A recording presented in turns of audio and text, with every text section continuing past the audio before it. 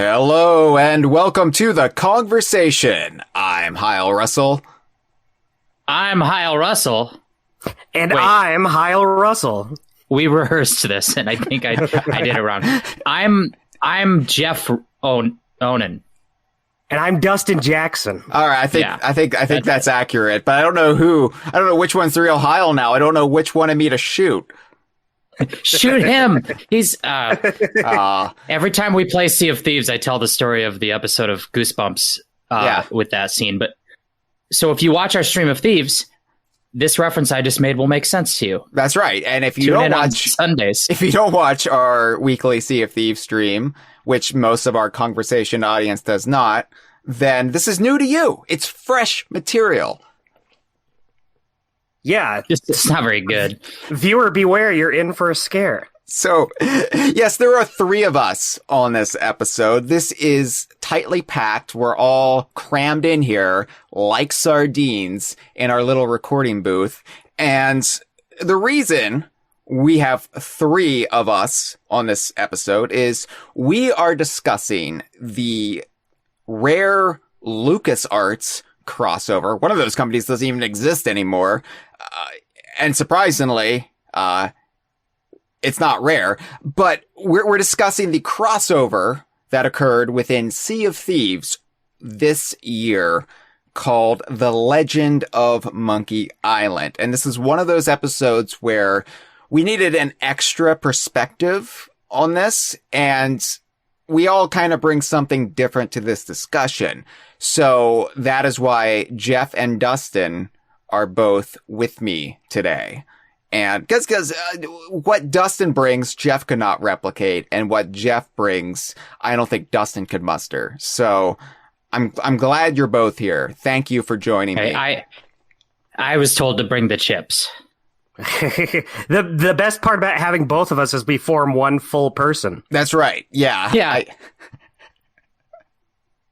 So we're kind of winding down the year. We're kind of winding down the conversation season. And I wanted to get this discussion in before we start wrapping things up, because if we wait till next year, then this is going to be wildly out of date. So we said we weren't going to discuss The Legend of Monkey Island with the actual season 9 Sea of Thieves discussion, but time's up. We got to do it.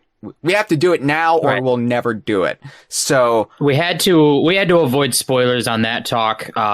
So we, definitely go back and listen to that episode. But where we talk about everything that happened in season 9. But this is the episode about The Legend of Monkey Island. So if you haven't played those yet, I don't think you need to tune out yet. We're going to start with some high-level discussion, but we'll hit you with a warning before we get into the juicy stuff. That's right. Yeah, you'll love it. Shut up. And we have a couple more episodes lined up this season. We're not thrown in the towel yet. We still got plenty more conversation coming your way through the rest of 2023. Before we get into it, I do have to issue a quick correction because boy, I stepped in it last week. So in our 3.5 hour discussion on the Donkey Kong Country theme park, we got most everything right, Dustin. But I just happened to say, and I don't know why I said this, it just kind of slipped out of my mouth like a loose stool. Now, not that a loose stool would slip out of my mouth, it would slip out somewhere else. But, it's just like an accidental oopsies. Right? Like, ooh, I didn't mean for that to happen. Ooh.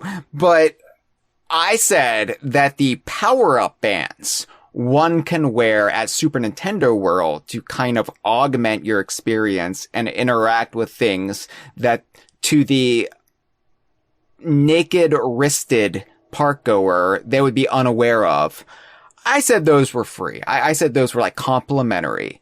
And that's not true. That is wildly inaccurate.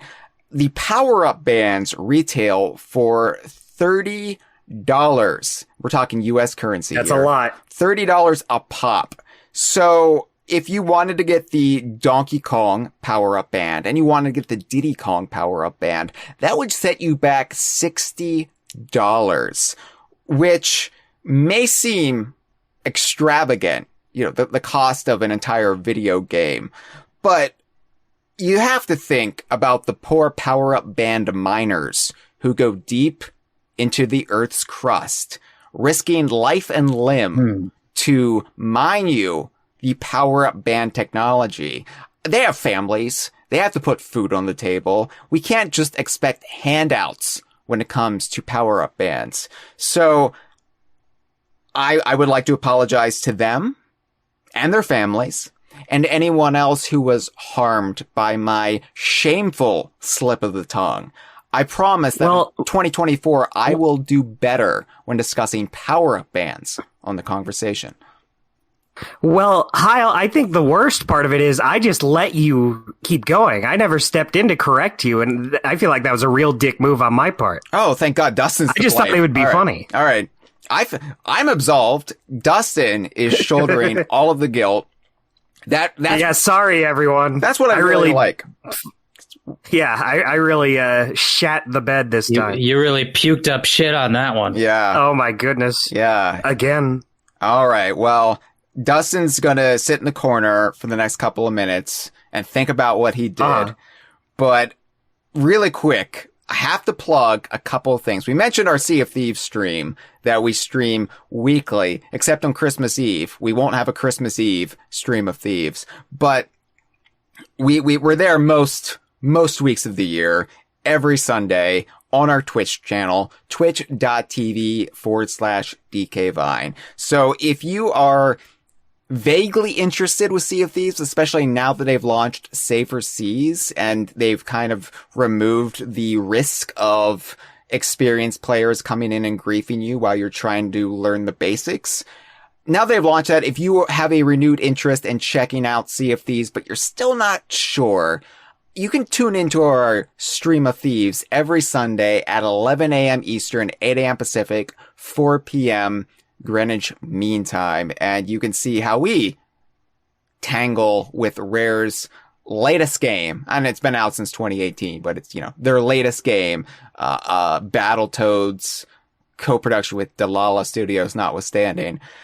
And yeah. Where would they go? Where would they go to tune in to such a good piece of content? I already said twitch.tv/DKVine. I don't think you did. I did. Dustin, come out of the corner. I said that, right? Hello.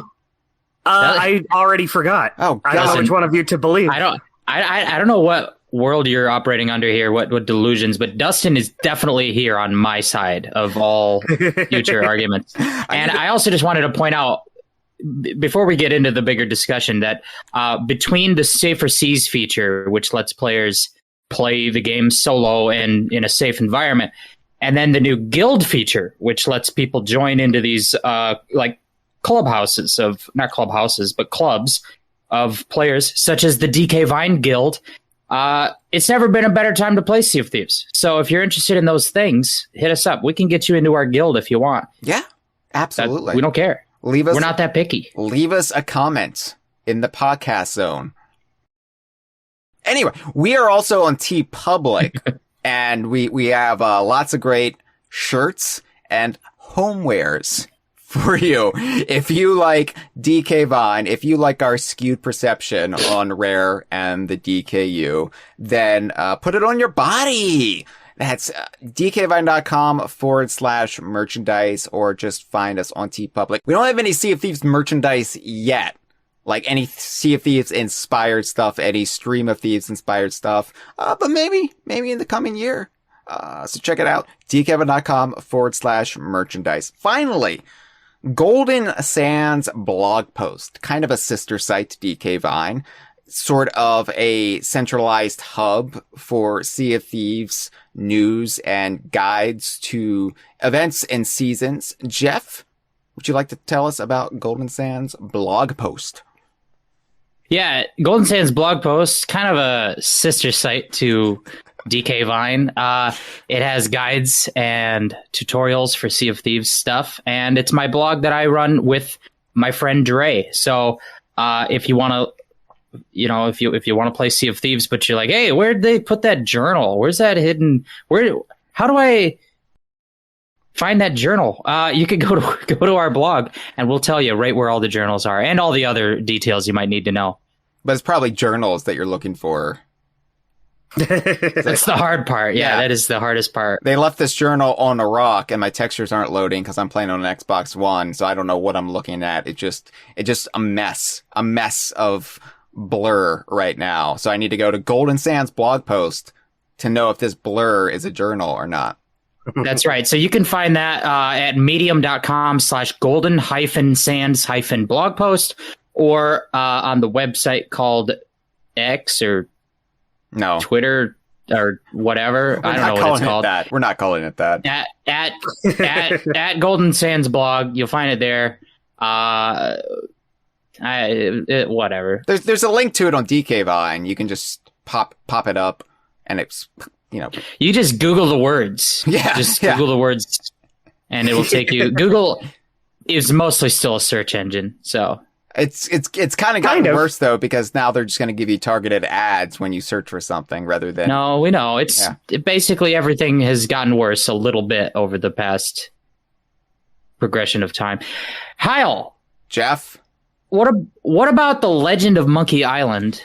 So In Sea of Thieves. Yeah, I'm glad you brought that up, Jeff. I'm glad that just came up out of the blue, popped to your head, because that's actually what I want to discuss on this episode. No way. Yeah. So, Sick. what? You call me a dick? No, I said sick. Oh. Like rad. I'm just Cool. I'm so used to people nice. calling me dicks that I'm reflexively defensive whenever I hear the ick sound. Yeah, well, we can understand. Yeah. Hyle's used to the ick sound. That's what happens whenever he lets out a stool. What did you say before? You like puking up stools or something? I don't know, man. Here's the thing, Jeff. Love that ick. I try to refrain from pooping as much as possible. We do know that's true. I hate pooping, so I try to stay constipated until I just can't take it no mores. You also hate eating. I feel like we might be getting to the bottom of something. Like you hate eating because Those are good. Eating is. Yeah, Dustin? Oh, I was just gonna say those are good things to hate together.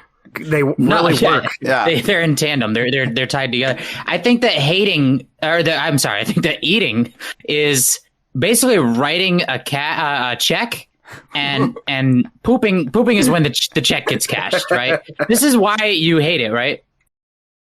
You're selling the misery of pooping to your future self. That's right. I think that might be the root of it all. So You should be able to poop in Sea of Thieves, I think. that's Why else would they call it the when you're on the ship? There's the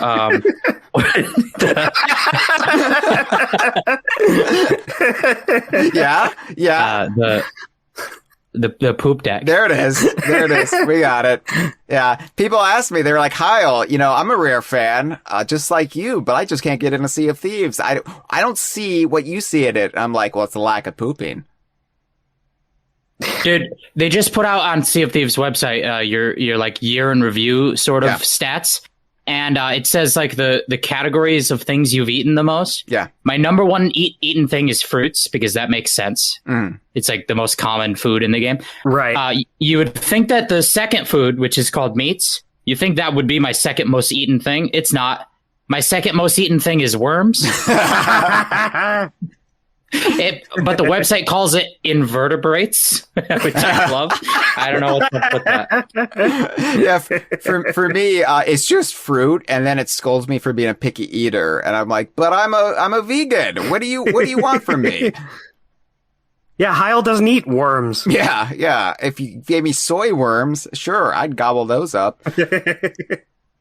So, those who have been with us all season long know of the Legend of Monkey Island because it was announced back in June, and Dustin and I discussed it on that conversation. And it was kind of a noteworthy conversation because I was not very enthused about this. I was actually kind of deflated when they announced this crossover with LucasArts. I guess it's just Disney's now, Secret of Monkey Island franchise, which I saw your little bottom lip quiver. Yeah. So of course it is a classic point and click adventure series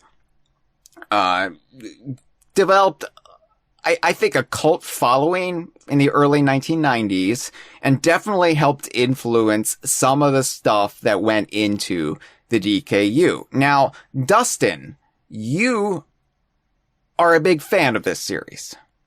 That's me. They call me Mr. Monkey Island fan. That's what they call you indeed. And Yeah. so you were very, very enthused by this announcement.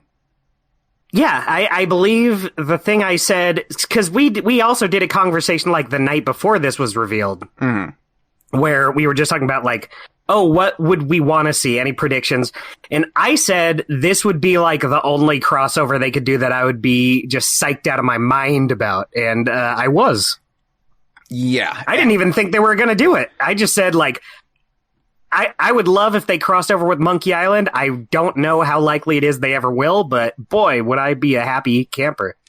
Yeah, whereas I was like, I'm kind of done with the crossovers. Like Pirates of the Caribbean, that was novel and it was unique, but I was kind of banking on it being a one-time thing, right? And then we kind of return to just the world of Sea of Thieves and the world of Rare. Because me, specifically, I am, as I'm sure anybody who listens to this podcast knows, a Rare zealot above all else. Like, that is my fandom. That is my North Star. That is my compass, is Rare and everything that entails, specifically the shared Rare universe, what we call the Donkey Kong universe. And I feel like Rare, there's always this sensibility with Rare stuff. And I feel like Rare also falls victim to it, where it's like, oh, well, that's not good enough to really indulge in, or we want to keep our distance from that kind of stuff because who really cares? I feel like Sea of Thieves, aside from Pendragon and a lot of like early references that they got in there, it's mostly kept some of the Rare stuff that seems obvious to bring in at arm's length. And like Captain Blackey is the big obvious, like, what the hell? Where's that guy? And you would think, yeah, they would do something with him to honor the history, to kind of pay that off, because you're Rare. And this is one of the, like, most, not noteworthy, but I think prominent things you could pull from your history. And I don't know. It just feels like sometimes Rare is afraid of Rare properties. And it feels like lots of people are afraid of Rare properties. Like we've talked about before, how it seems like Donkey Kong is kind of afraid to reference its own history. It is weird that it seems like it's just Rare. Like Crash Bandicoot does it all the time, but Rare just can't seem to get those shout outs. Yeah. So for me, I definitely feel, as a Rare fan, like, I try not to be too overly dramatic about it, but occasionally all of my goodwill, all of my youthful energy that I bring to this, sometimes I just need a little bit of a win, like having a whole Donkey Kong theme park announced. And so just a small win. Yeah. So when Rare's big announcement for the year is, hey, we're going to have this big crossover with another game series and kind of cede ground to it and let it take over our game for 3 months. You know, it's not that I don't trust the team behind it to make a stellar experience. Like, I'm not doubting the quality. I'm not doubting that they themselves are fans of this and want to play in this world. And it's not like I can't be happy for them, but I think as a Rare fan, sometimes I feel like that gif of David Tennant standing in the rain looking all sad, just because I do feel like, okay, but if I can't even get Rare stuff from Rare, then where am I going to get it from? Well, like Sea of Thieves has been out now for 5 years, almost 6 years. And it's like, when are we going to get to that fireworks factory? I don't know. I don't think it's ever going to happen at this point. And it's not like that stuff was ever guaranteed, but when you just let Disney come in and be treated like the bigger deal, and Pirates of the Caribbean, for sure, obviously it's a much bigger IP than anything Rare could muster.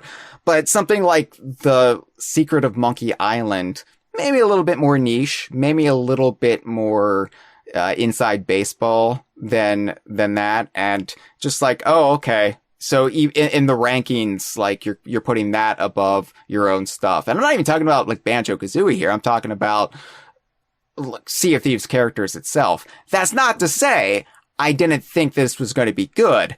I just wasn't very enthusiastic about it. And it took me a while to kind of build up the eagerness to actually want to play it.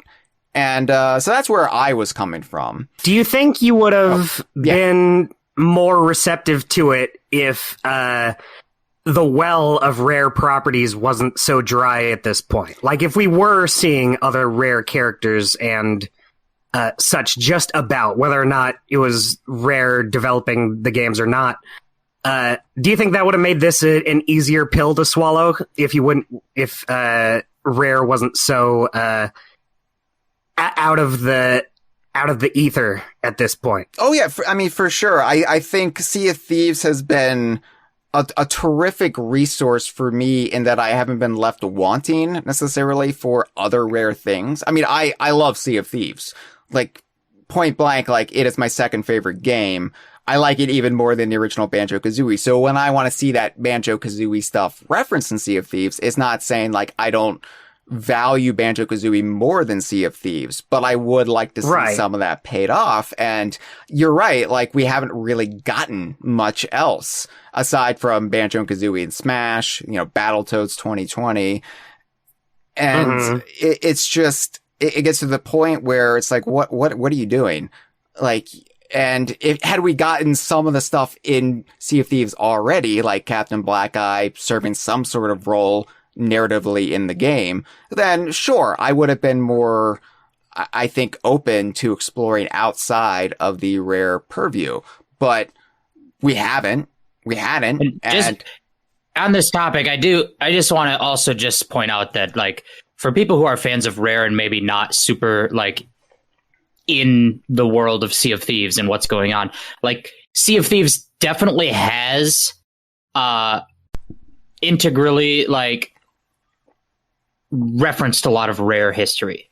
But I think that, so what Hyle's saying is not like that they're keeping everything like, oh, you're never allowed to reference Banjo-Kazooie, but like they have a lot of things, a lot of Rare stuff. It's just like cute little stuff.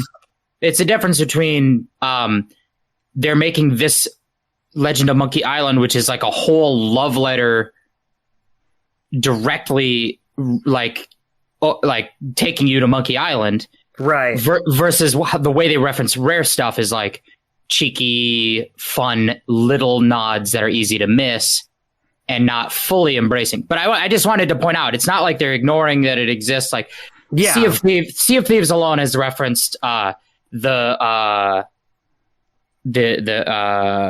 Salty Hippo ship. They've referenced Captain Blackey. They've referenced Jolly Roger's Inn. Treasure Trove They've referenced Donkey Kong. Yeah. Treasure Trove Cove is shown to be in just within the Devil's Shroud, outside the Sea of Thieves, or surrounding the Sea of Thieves. Like, and all these things. Don't forget all the ship customizations. Direct references to lore and like the implication that Saberwolf is a legend in the world of Sea of Thieves. That the island of candy animals in Viva Pinata is a legend in Sea of Thieves. Like, all these parts of Rare's world are a part of Sea of Thieves. Like, Sea of Thieves is not like ignoring these things, but I see where you're coming from with this, Hyle, and totally. But I just wanted to point that for the context for people who don't know, those things have been referenced. Yeah, they're just not like being given a spotlight. Yeah, they're just cute little like small references, not like big adventure stories. And the thing is, I don't even need anything on the same level as this, where we have like the title screens change. We have like new tall tales that are kind of this curated, separated adventure from the main game. I don't need that. I just would like a little bit more, and be a little self-indulgent every now and then. Yeah. And I do.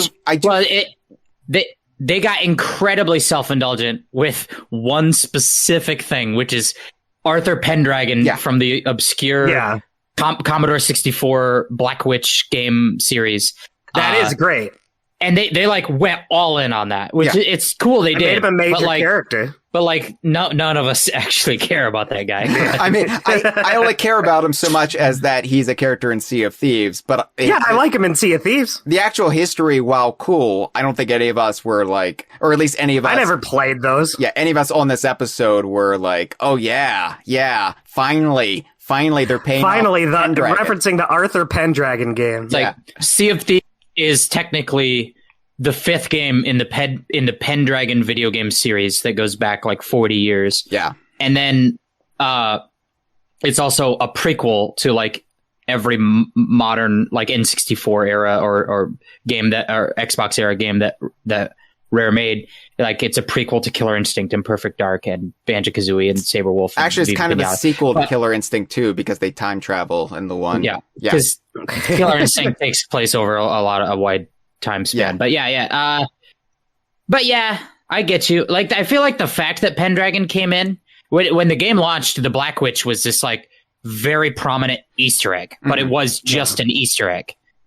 And then later they're like, well, what if Pendragon was just like a full blown character, and not just a character, but like a character that's important to the story of the game. Yeah. And I feel like that level of indulgence, when that happened, we were like, oh, but like, cool. When I bet they're going to do that with Captain Blackeye from Banjo-Kazooie, and like, because they have referenced Captain Blackeye a couple of times, and you think it's going to build up to something. It's going to lead to like his inclusion, which was kind of teased from the very start, and then it just doesn't happen. And then we have to like wait for Jack Sparrow to come in, and then Guybrush Threepwood to come in. And don't get me 32 minutes.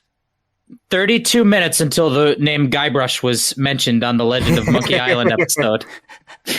But I mean, don't get me wrong. Like I'm not looking for that same level of like, it's not even an E3 because E3 is dead, but you know, an E3 style trailer where we're gonna like, finally, here comes Captain Blackeye. Oh yeah. Like, I understand nobody's going to care except hardcore Rare and Banjo-Kazooie fans, but the same, like, perverts. Even if it was 30% of what Pendragon got, I think I would be satiated. So there's all that. Plus, like I went through on the episode we did with Dustin when this was announced, I have a lot of bad association with the Monkey Island series, in that I've never really had a good experience with it, and I was kind of made bad to feel bad about it because it didn't click with me, point and click with me. So I think just like out of everything it could be, this was the thing that would be queued up the most to really aggravate that center of my brain. It was just like, oh yeah, out of everything that I could not be excited about, it has to be this, where everybody else I know is going to be excited about this. And so it really just makes me feel like a weirdo outsider. And then I'm sad about it, and boo hoo hoo hoo. Jeff, what did you think? So Dustin was super excited and you were super not. What do I think? Yeah. I think I was confused. Monkey Island? Huh? What's a monkey? What?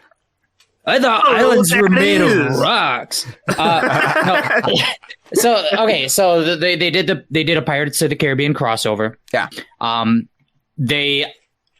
That story implied more to come. There was like sort of story hooks leading to like little mysteries not yet solved, references to things going on that have yet to be divulged, and probably the longest running mystery with a lowercase m, not a mystery with a capital M, like the in-game mysteries. That's a different thing.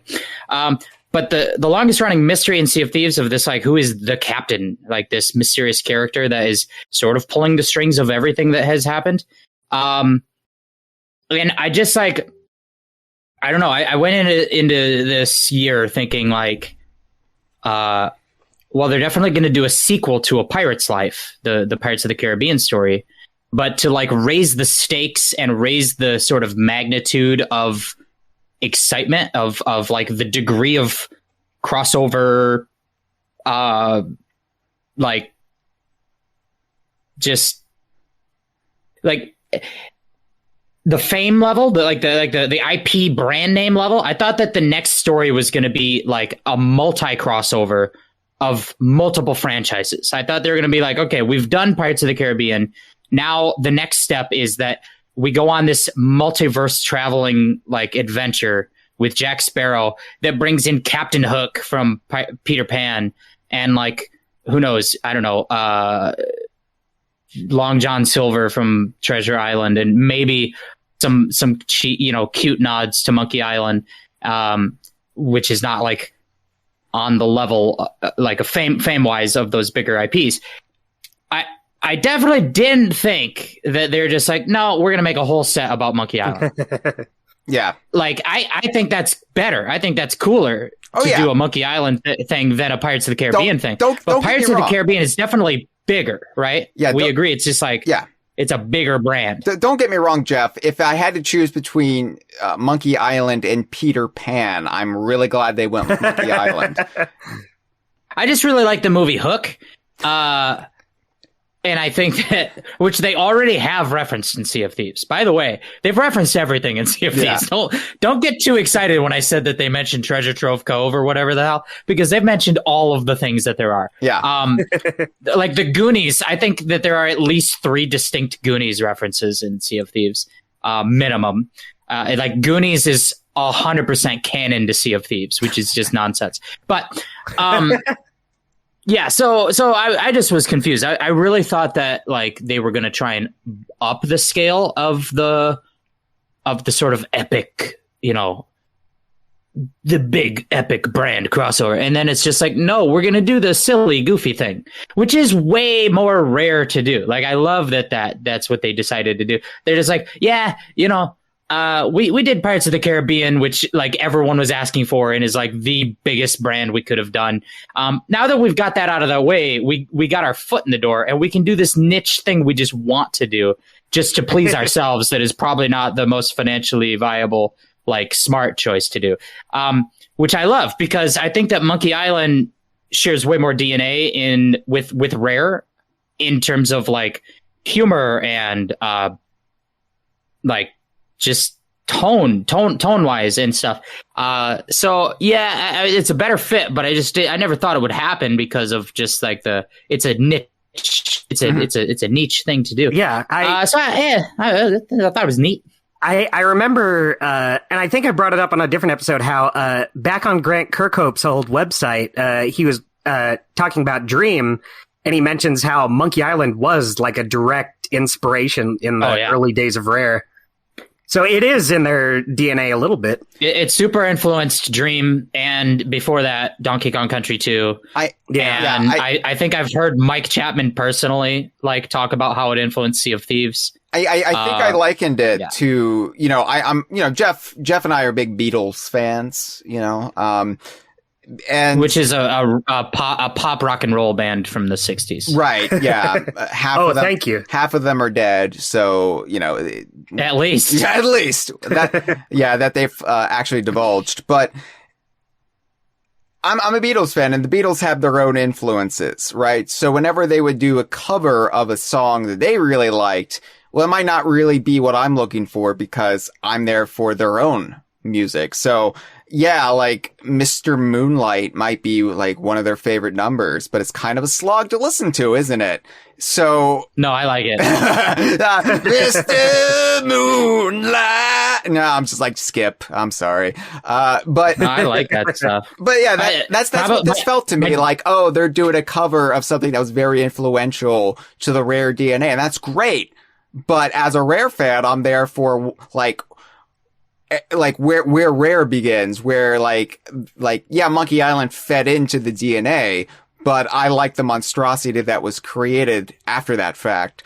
But that's not to say like you're wrong where you say like this is a better fit than Pirates of the Caribbean. It absolutely is a better fit than Pirates of the Caribbean. And in fact, without divulging what I thought of all three Tall Tales, I will say that all three of them felt more tonally consistent with Sea of Thieves and Rare than any of the 5 Pirates of the Caribbean Tall Tales, which I did enjoy.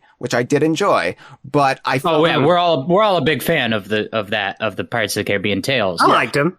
But I this feel definitely fit. Yeah, and I feel like also because this is more obscure, this is more like you have to be a gaming nerd to really know this series. I feel that it didn't feel as cloying to me as the Pirates of the Caribbean stuff did, where it feels a little more special. Yeah, where it just felt like the first Tall Tale in Pirates of the Caribbean set. It was just a love letter to the theme park ride.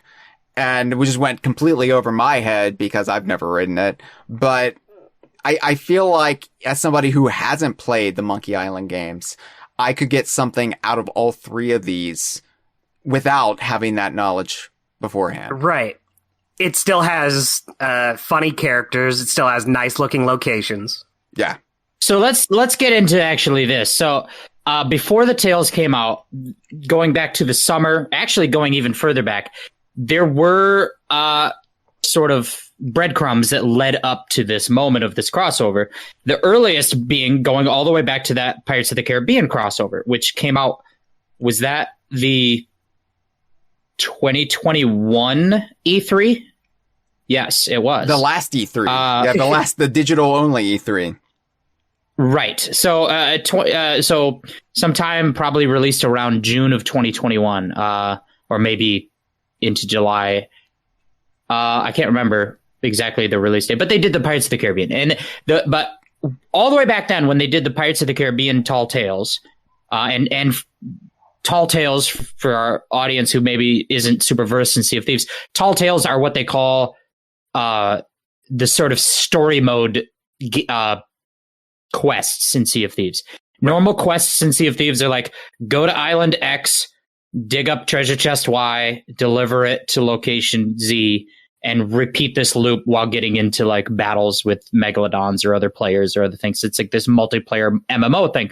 But then they have story missions called Tall Tales that are like, go here and listen to an NPC, tell about the plot that's happening, and then solve a mystery, and then go, a swashbuckling thing. That's the story mode. All right. And they did them with the Pirates of the Caribbean. In that very first Pirates of the Caribbean tale, A Pirate's Life, they had this very extensive Easter egg referencing the secret of Monkey Island. Mm-hmm. And the reason for that was that was a collaboration with Disney.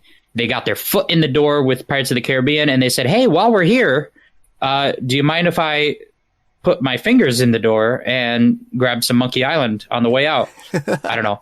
That metaphor didn't work for me. But there's this Easter egg where you go on this little side quest in the first mission, and if you kind of solve it properly, it's totally sort of on the side and kind of optional to discover. And then you can find this little alcove where the shipwreck of the headless monkey ship, which is like it was the Mad Monkey, but they chopped off the figurehead's monkey head or something. I never played the monkey games. The monkey games, as all the fans call them. Right, the monkey games. But so basically you find this little corner where there's a shipwreck full of these notes and maps and things, and it points to the fact that apparently Guybrush Threepwood, when he gets married to Elaine in the games, he goes on a honeymoon, and on his honeymoon he came to Sea of Thieves, the world of Sea of Thieves. Mm-hmm. And then that happened. It's just like a thing they reference. This happened. And it's very neat. I remember experiencing that with Dustin, and he was jazzed. He was jazzed about it. I was like, wow! And the cool thing about it is the journals are written by a character from the Monkey Island series called Kate Capsize, who will come into play later. But at that point, that was just neat because she always seemed like a character that was maybe a little bigger than she ended up being. Like, she just seemed like a character that should come back but never did. So it was cool to get like, oh no, they're using this character that never really got to do much after. That's cool. I mean, the biggest part of it really was just that they had Robin Beanland in the Sea of Thieves music team do a rendition of the Monkey Island theme song in Sea of Thieves. And so you approach the shipwreck and you get that theme music start to play. And that is really the crux of the fangasm moment for people like Dustin. That was the best part when it just hits you. Because you just walk through that gate and you're like, wait, what is this? And then you hear the music and you're like, oh! Right. So that was the first taste. The little taste of Monkey Island being a part of Sea of Thieves' world or crossing over with its world.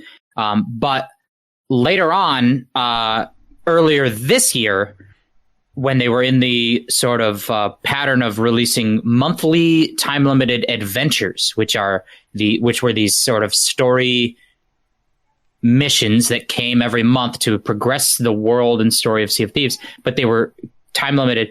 And there was one of them that set up directly this set of Tall Tales, although we didn't know that's what it was at the time. Yeah. Which I have to admit, like, the whole adventure formula, which has kind of fallen by the wayside since then. They were monthly for a while.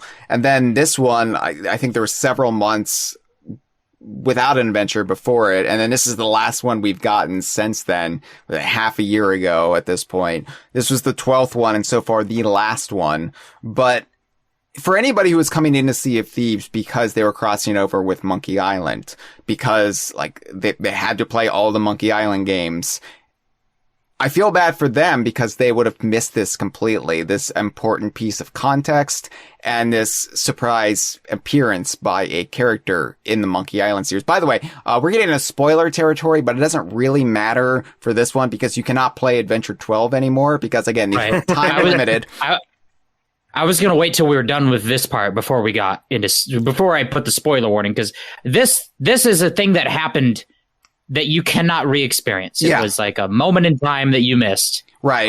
Unless you go to YouTube. I know, like, Gibbon specifically, she hates the adventures because they are time limited, because unlike the Tall Tales, you can not experience them if you miss them the first time around.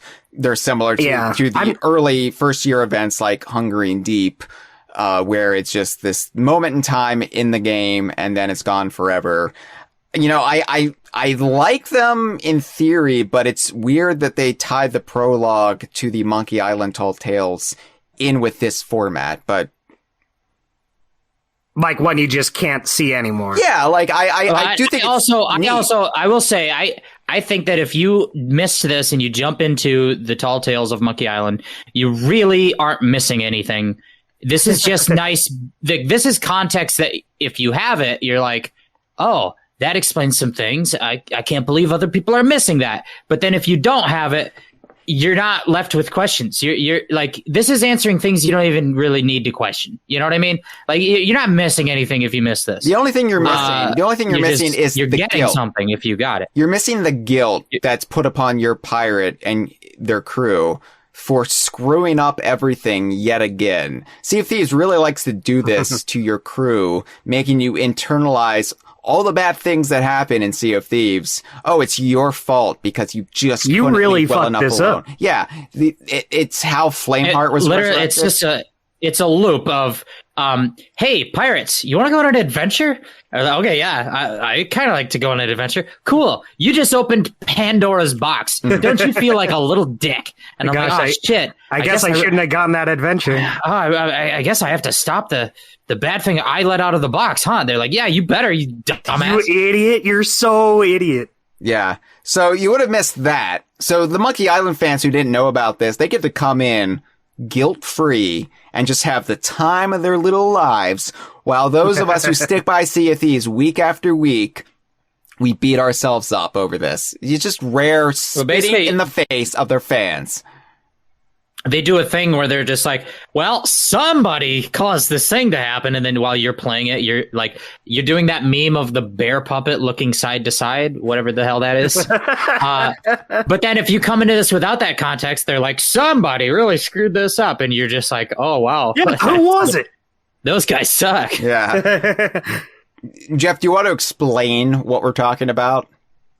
I'll do it very quickly because we also discussed it in detail on our season 9 recap episode. Right. So go back to that for more detail. But basically, there is a prequel, a prologue that leads into the oncoming story that we're about to get into. And in that, there was a little event that happened where somebody was impersonating the pirate lord, who is the ultimate like Christmas dad of Sea of Thieves or whatever. He's like he's the, I don't know, what is he? He's just the good guy. And somebody impersonated him and was like, "Hey, I need you to break into my garage and steal my cool gun." And you're like, "I'll do that." And then you do it, and you give this enchanted magical weapon back to them, and then they're like, "I wasn't even the pirate lord. I'm an imposter. You dummy. You broke into his garage for me and stole his cool gun." So it was a sword, wasn't it? Right. I'm doing a metaphor. In this example, cool gun is metaphor for magic sword. Oh, that's clearly. That's deep. Yeah, I'm a Hyle, you're like an English major. You should be able to follow that. But yeah, go back to our episode to hear more about it. But I really think it's not that important. I think now we should get into the actual story, which means that now is a very good time to stop listening if you don't want to be spoiled. That's so, right. If you're just getting into Sea of Thieves, then you might want to experience this by yourself, because the great thing about all three of these tall tales is that they do not take place on the shared server. You like even before Safer Seas, you would just go off into the Sea of the Damned, and it would just be you by your lonesome or your crew experiencing this together. So very, very low pressure as far as Sea of Thieves events go. Yeah, you can experience these tales in a private, exclusive little PvE world where you can just play them to your heart's content without worrying about Pirate McBad guy coming along to sink you. I hate that guy. He's so rude about it. So the interesting thing with these tales is they came at the tail end of season 9, when season 9 was like already getting long in the tooth, and they were like, "Hey, we know that season 9 was too long, but season 10's not ready for still a good long while." And then they're like, "We're going to come out with these Monkey Island Tall Tales. We're going to do 3 of them." But usually what they've done in the past, they've done all this tales in like a campaign or a set of stories. They've released them all at once, like a big bundle. Like, here you go. Here's 5 tales, or here's 9 tales. And this one, they're like, there's going to be 3, but they're not going to be released all at once. We're going to spread them out like butter on a bread. We're going to spread them out 1 month at a time. I really prefer it that way, personally. I do, too. I think that it's good for people who... I mean, obviously, it's good to keep the engagement up of players to be like, here's something to look forward to every month for the next 3 months. And it's good for people who want to avoid spoilers, because if they come out with 5 tales at once, by the end of the day, somebody is posting pictures of the 5th, ending of the 5th one. All bosses. And so it's nice. But they did that back in July. The first one came out. Then in August, the second one came out. And then in September, late September, the third one came out. Yeah. And these were all pretty sizable, too. It's not like it was just, I'm going to breeze through this.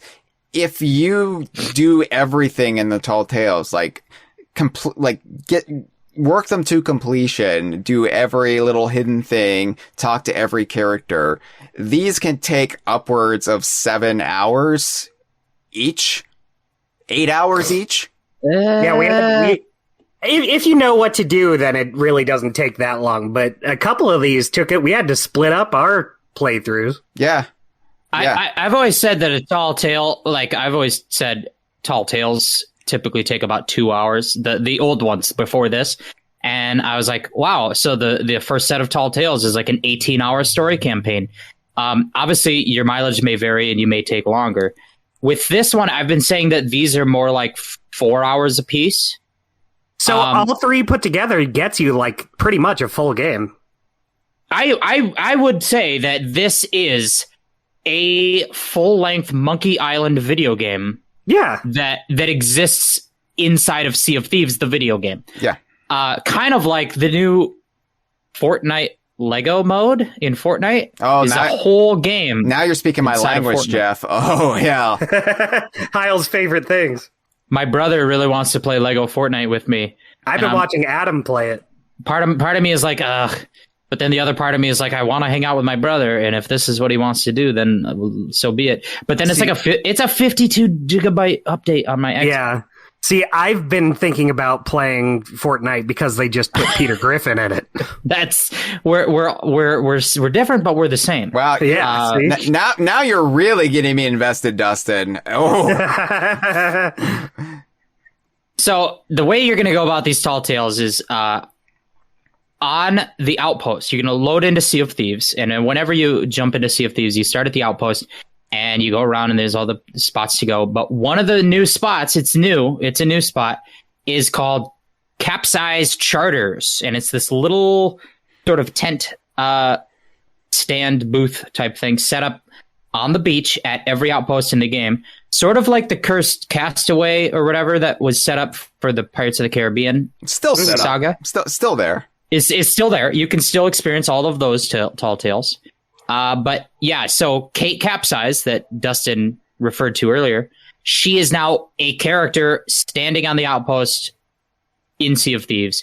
You go talk to her, and she says all of her things that she says. Yeah, this is awesome since, this is Kate Capsize's first appearance since Monkey Island 2, way back in the early 90s. That's a long time. How many Monkey Island games have there been?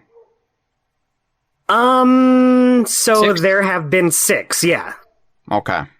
Okay, so that's like bringing back Candy Kong. Like I'd say even more obscure just because those games have so many characters. Mm-hmm. Like Kate Capsize was never like a main character or anything. So she didn't recur across multiple games, really. Yeah. Do you think Rare brought her back because she's a thirst trap for somebody at the studio?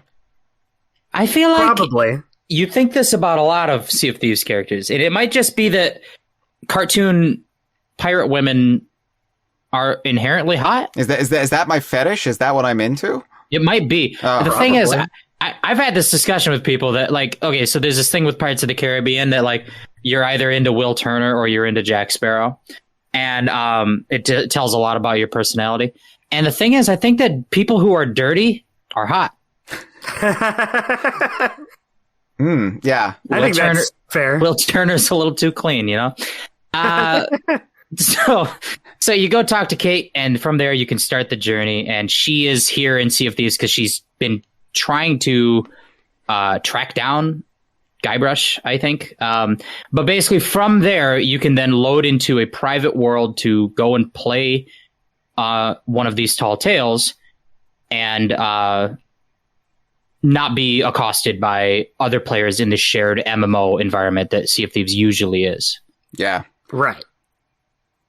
And, I have to say, like, getting to do any of these with my crew, because generally I play the game with a full galleon crew, and so I'm with 3 other people, and having that co-op experience without the fear that somebody, like while I'm talking to NPCs, somebody's going to come up and shoot me in the back of the head. It's refreshing sometimes, it's totally. It's like, oh, I can actually just lower my defenses and play this as I traditionally would play a video game. Where don't get me, I really like the shared environment of Sea of Thieves, that fight or flight kind of reflex that's always kicking in. But when you want to slow down and appreciate the writing of one of these games, like one of these events in Sea of Thieves, you can't really do that when that's a possibility. So to have that completely removed from the equation really made me be able to stop and savor what they were delivering here. I will say on the nature of co-op, the co-op question, it's an interesting thing because I think there's a little bit of tug and pull here where these tales, like everything in Sea of Thieves, they can be enhanced by co-op. They can be enhanced by the fact that you're with your friends, and like that feature of Sea of Thieves adds so much humor to everything, because like you're with your friends and you don't know what everyone's doing, and like all of a sudden somebody's blowing themselves up or like something silly happens. There's like a huge humor factor to the co-op and chaos of your friends. But I also think that there's also like an innate feeling sometimes that these are kind of really a solo single player game. These Telltales specifically, with like a co-op option sort of stuck in there. Like there are moments where it's actually nice to have multiple people, because you're like, oh, I don't understand this puzzle. Like, let's put our heads together. But a lot of moments, it really just feels like, no, this is like a point and click adventure game, which is a single player experience. But for some reason, there are 4 of us like picking up the stuff and running around with the stuff. And I'm like, hey, I want to go solve the thing, but somebody else took the hammer. I'm talking to this guy and you're talking to that guy, and we're both like not hearing the part we need to hear. It's a weird thing that like sometimes works and sometimes works against itself. It sometimes works positively, but sometimes is a hang up of I'm not sure I would recommend this as a co-op experience, but I also think sometimes the co-op improves it. For me, it definitely improved. It can be both. What do you think, Dustin? Because you played this multiple times.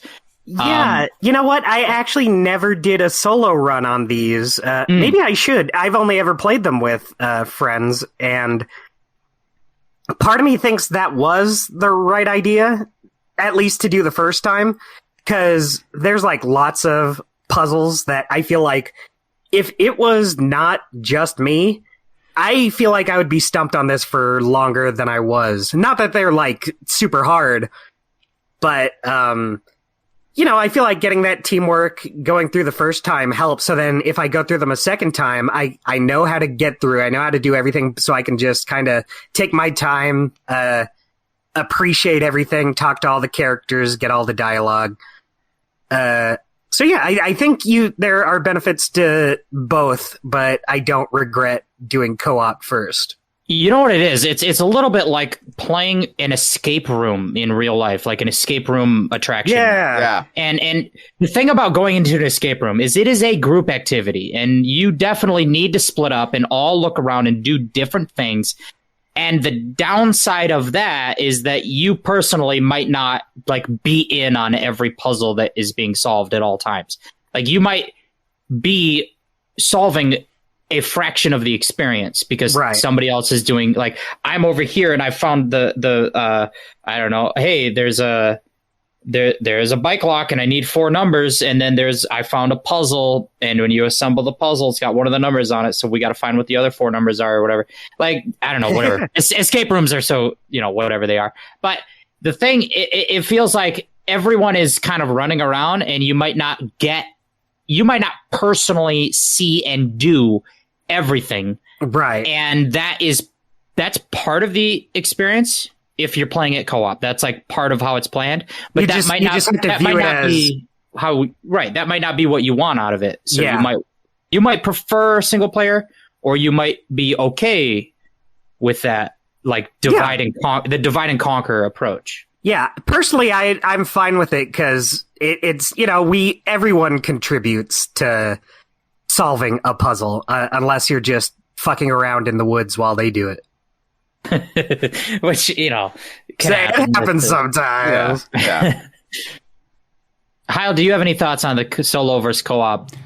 So for me, like, side of it, co-op is always the optimum style of gameplay when I play video games, because for me, it's so much more enjoyment is squeezed out of the sponge when I'm with my friends, when we're going on an adventure together.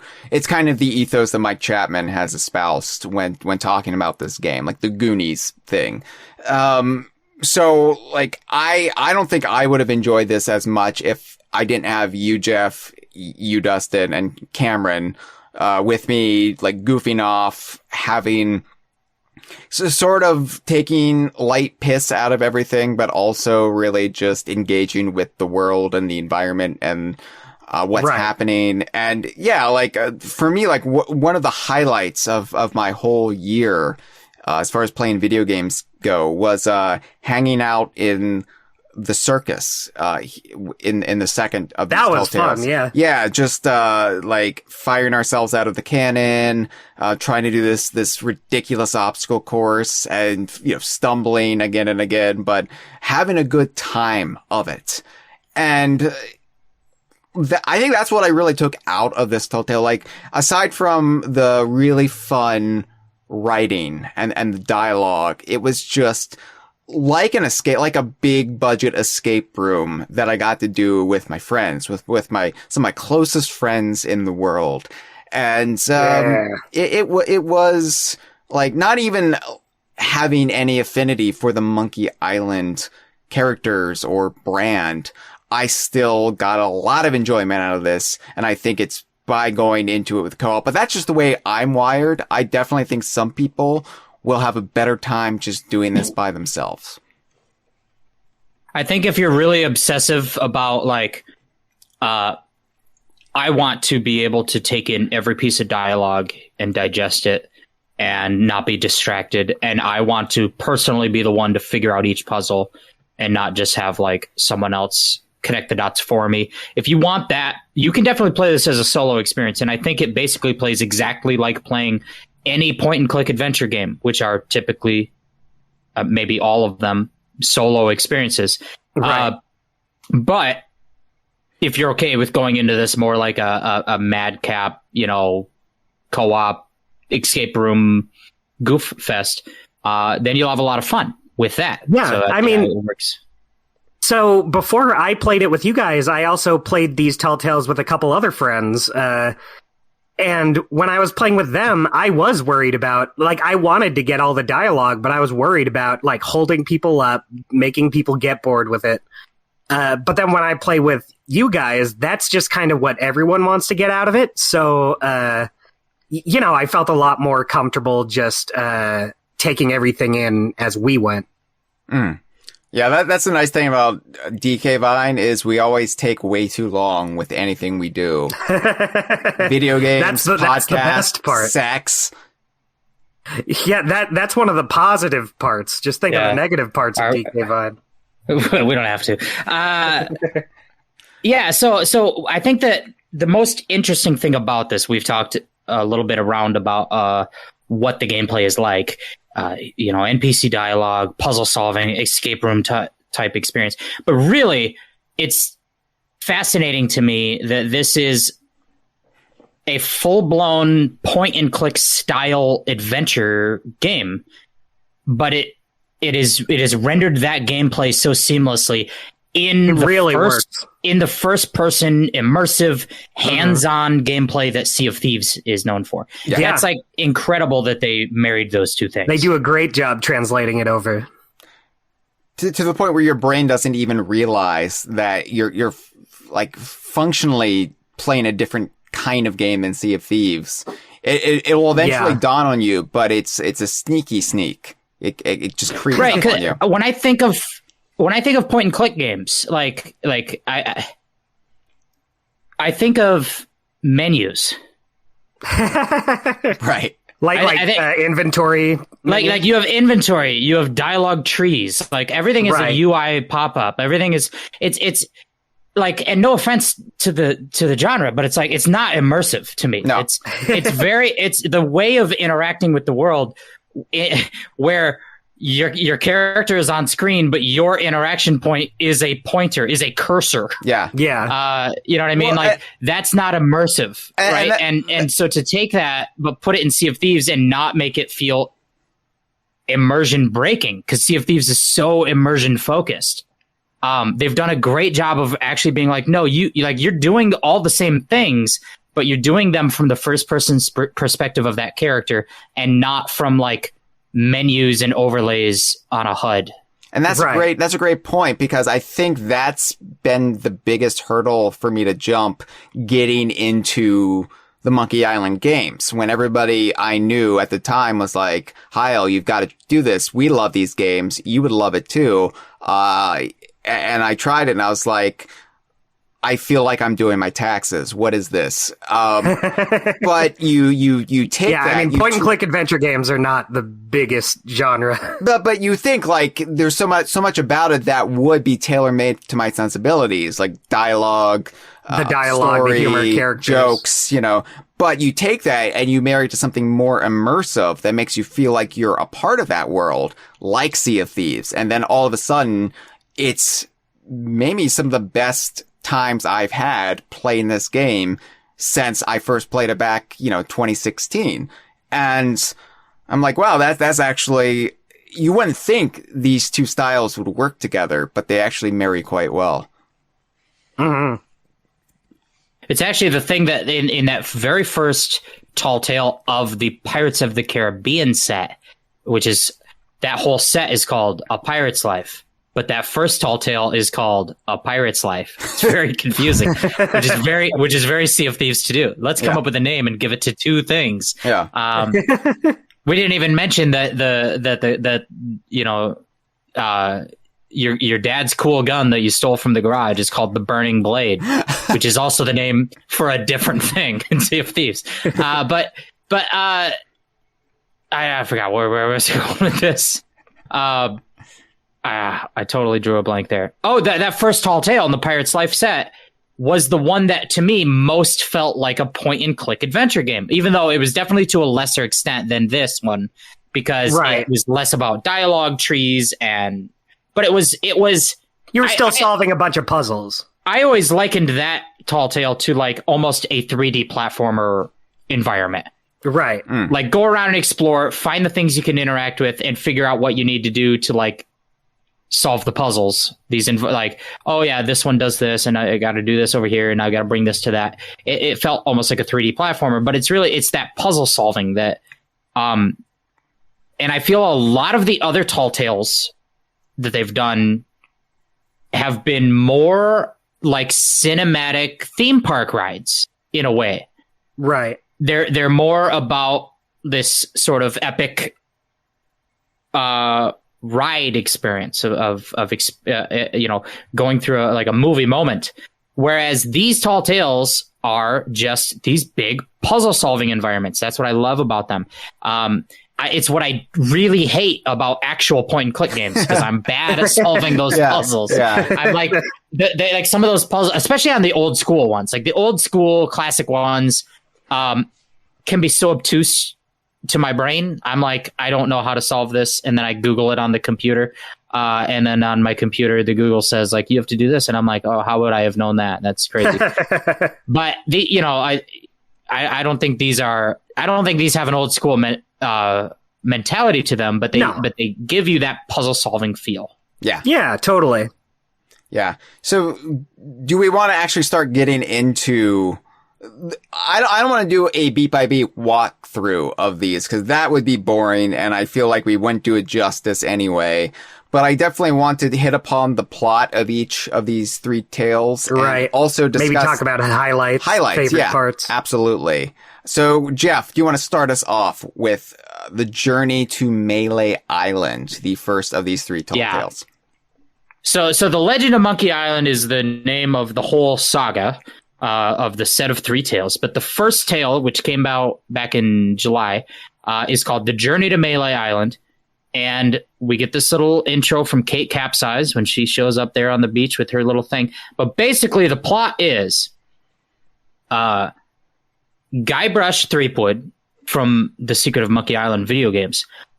Him and Elaine, his newlywed wife, they took a honeymoon, marriage style, and they went on their honeymoon on vacation to Sea of Thieves. Not the video game, but like the location, which is in the video game. So they go there, and in some fashion they end up accidentally in the Sea of the Damned, which is in Sea of Thieves. The Sea of the Damned is the sort of land of the dead. Every time your pirate dies, that's where they go while they're waiting to respawn.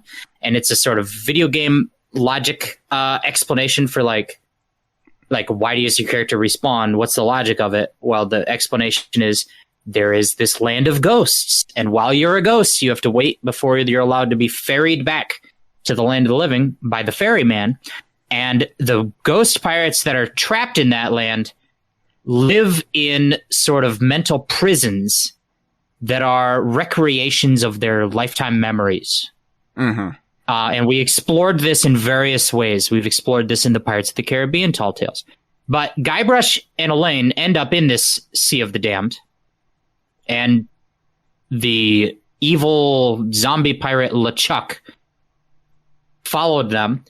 And he figures out he can use Guybrush's memories and sort of some hypnotism or something to trap Guybrush in a physical manifestation of his memories in this sort of prison by creating a version of Melee Island where everybody there believes in this myth that Guybrush Threepwood is the greatest pirate that ever lived. He is really stroking his ego.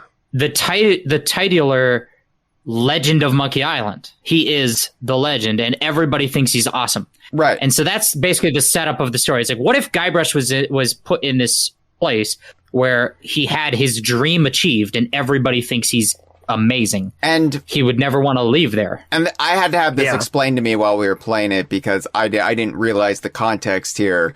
For those who don't know Monkey Island, like me, that is not Guybrush. That's not his character, and he never really achieves that in the games. If I'm correct, he's this kind of this nebbish, sort of, I don't want to say dandy, but a very... He's kind of a doofus. Yeah. Over the course of the games, he goes on a journey to become a pirate. Yeah, I would say at this point, he's not quite as famous as he... Like, later on in the series, he has fans. I think later on he does become, like, a famous pirate, but at least...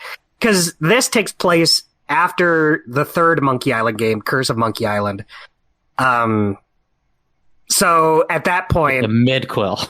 Yeah, exactly. Okay. We've talked about what this is a sequel, what Sea of Thieves is a sequel to, and what it is a prequel to, and some things that it is both a sequel and a prequel to. This one now it is also a midquill to the Monkey Island series. We're gonna have to make a chart. Crazy. We're gonna have to really like for everything. Monkey Island, Pirates of the Caribbean, Donkey Kong, Banjo. Now, if we make a chart, now we're really playing a point and click game. Yeah. So yeah, but like for me, like I was like, Guybrush sucks. But then when I realized, oh, he's supposed to suck. This is just playing to his vanity. I'm like, oh, I get it. All right. Yeah. But Dustin, what is Melee Island? Because I didn't know what Melee Island was before this all started. So Melee Island is kind of the main island of the Monkey Island series. It's deep in the Caribbean. And, there's a bunch of different islands in the series, but this is kind of the one you come back to the most in a few games. That's about it, really. It's not that important. It's just the island sort of Guybrush goes back to. It's sort of like a home base island. It's not like an exotic like journey island. It's kind of like the spiral mountain of Monkey it's like Island. The Tortuga. It's like a well-established, settled island in pirate world. Whereas Monkey Island is like that's a legendary place with treasure. You're gonna go there, like. Melee Island is more like where you go back to after you've got the treasure so you can have some drinks. Yeah. Exactly. And this is a version of Melee Island that, as you said, Jeff, has been recreated from Guybrush's memories in the Sea of the Damned. And that is a quite a powerful thing, as we've seen in Sea of Thieves lore, where memories from the Sea of the Damned have actually become like physical manifestations, like real beings within Sea of Thieves. So there's this kind of like philosophical question of like, where does memory end and sentience begin? It's it's kind of heady stuff. I do. I understand why Melee Island is a figment in the Sea of the Damned, just like all the locations in A Pirate's Life that take place from the Pirates of the Caribbean movies or Jack Sparrow's past. There are also manifestations in the Sea of the Damned.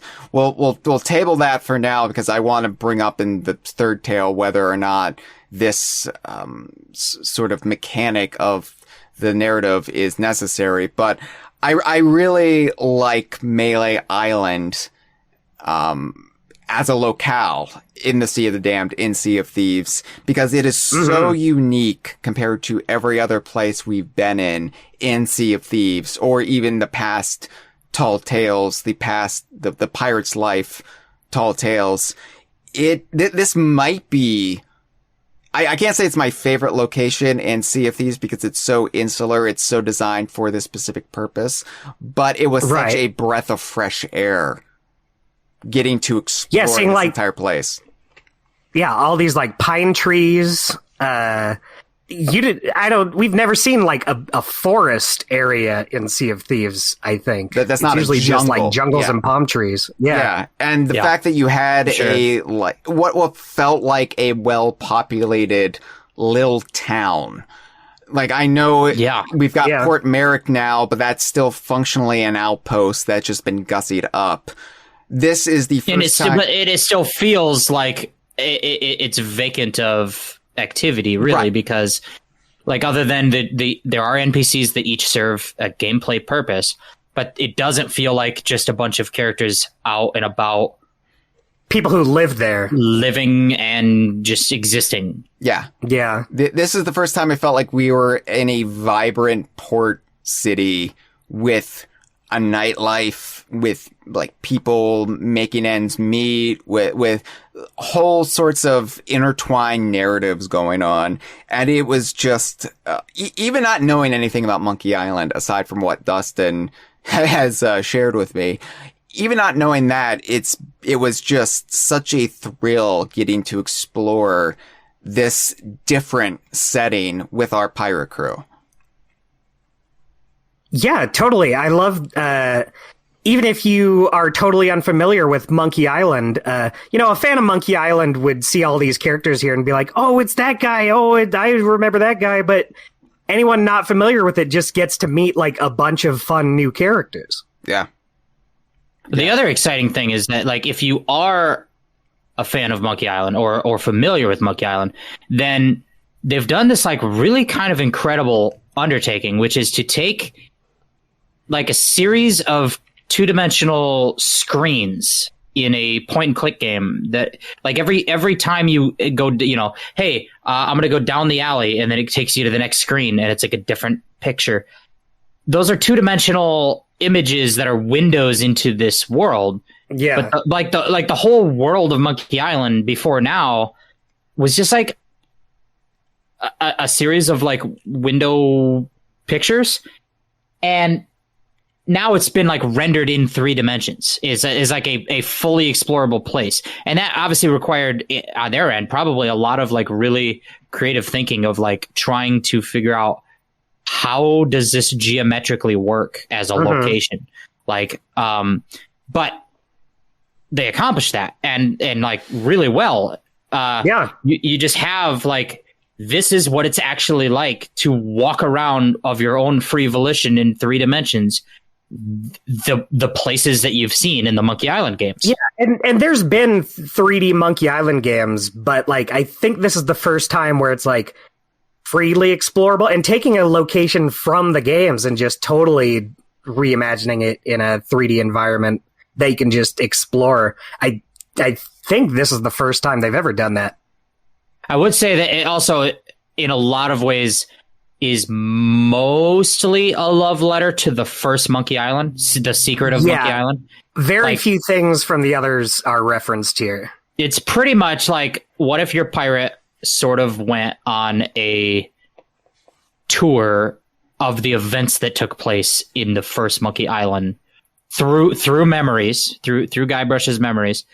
And sort of, obviously there's a twist on them, and there's like there are new narrative threads of like,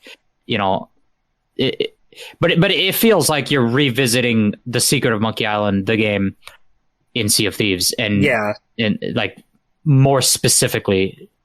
Yeah, and what I like really liked was, even as somebody who's not a fan of Monkey Island, talking to all of the characters, obviously some of the jokes, some of the references went over my head, or I didn't get all the nuance that I would have gotten had I been invested in that.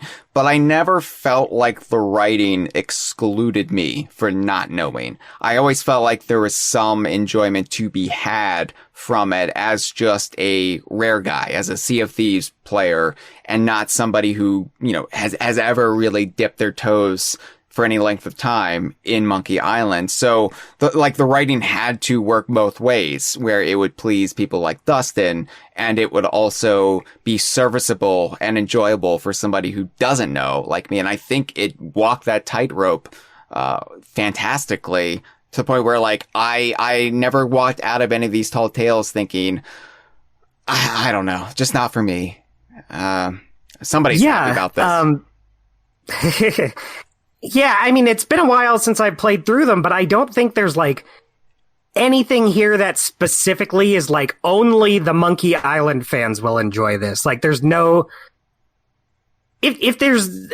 I think any callbacks are very obvious, like, you know, the locations you're in, Melee Island, Monkey Island, but there's nothing there that's like, oh, this joke here is only for people who have played the series. I think all of the dialogue is totally for the loom guy might be the biggest one I can think of that is a specific reference to something that you have to know what they're talking about. But even then, it's still a joke you get when you talk to him. It's not like, oh, you will only get this if you talk to him in the first game. Like, it's just the same joke. It's, oh, this guy just promotes the game Loom.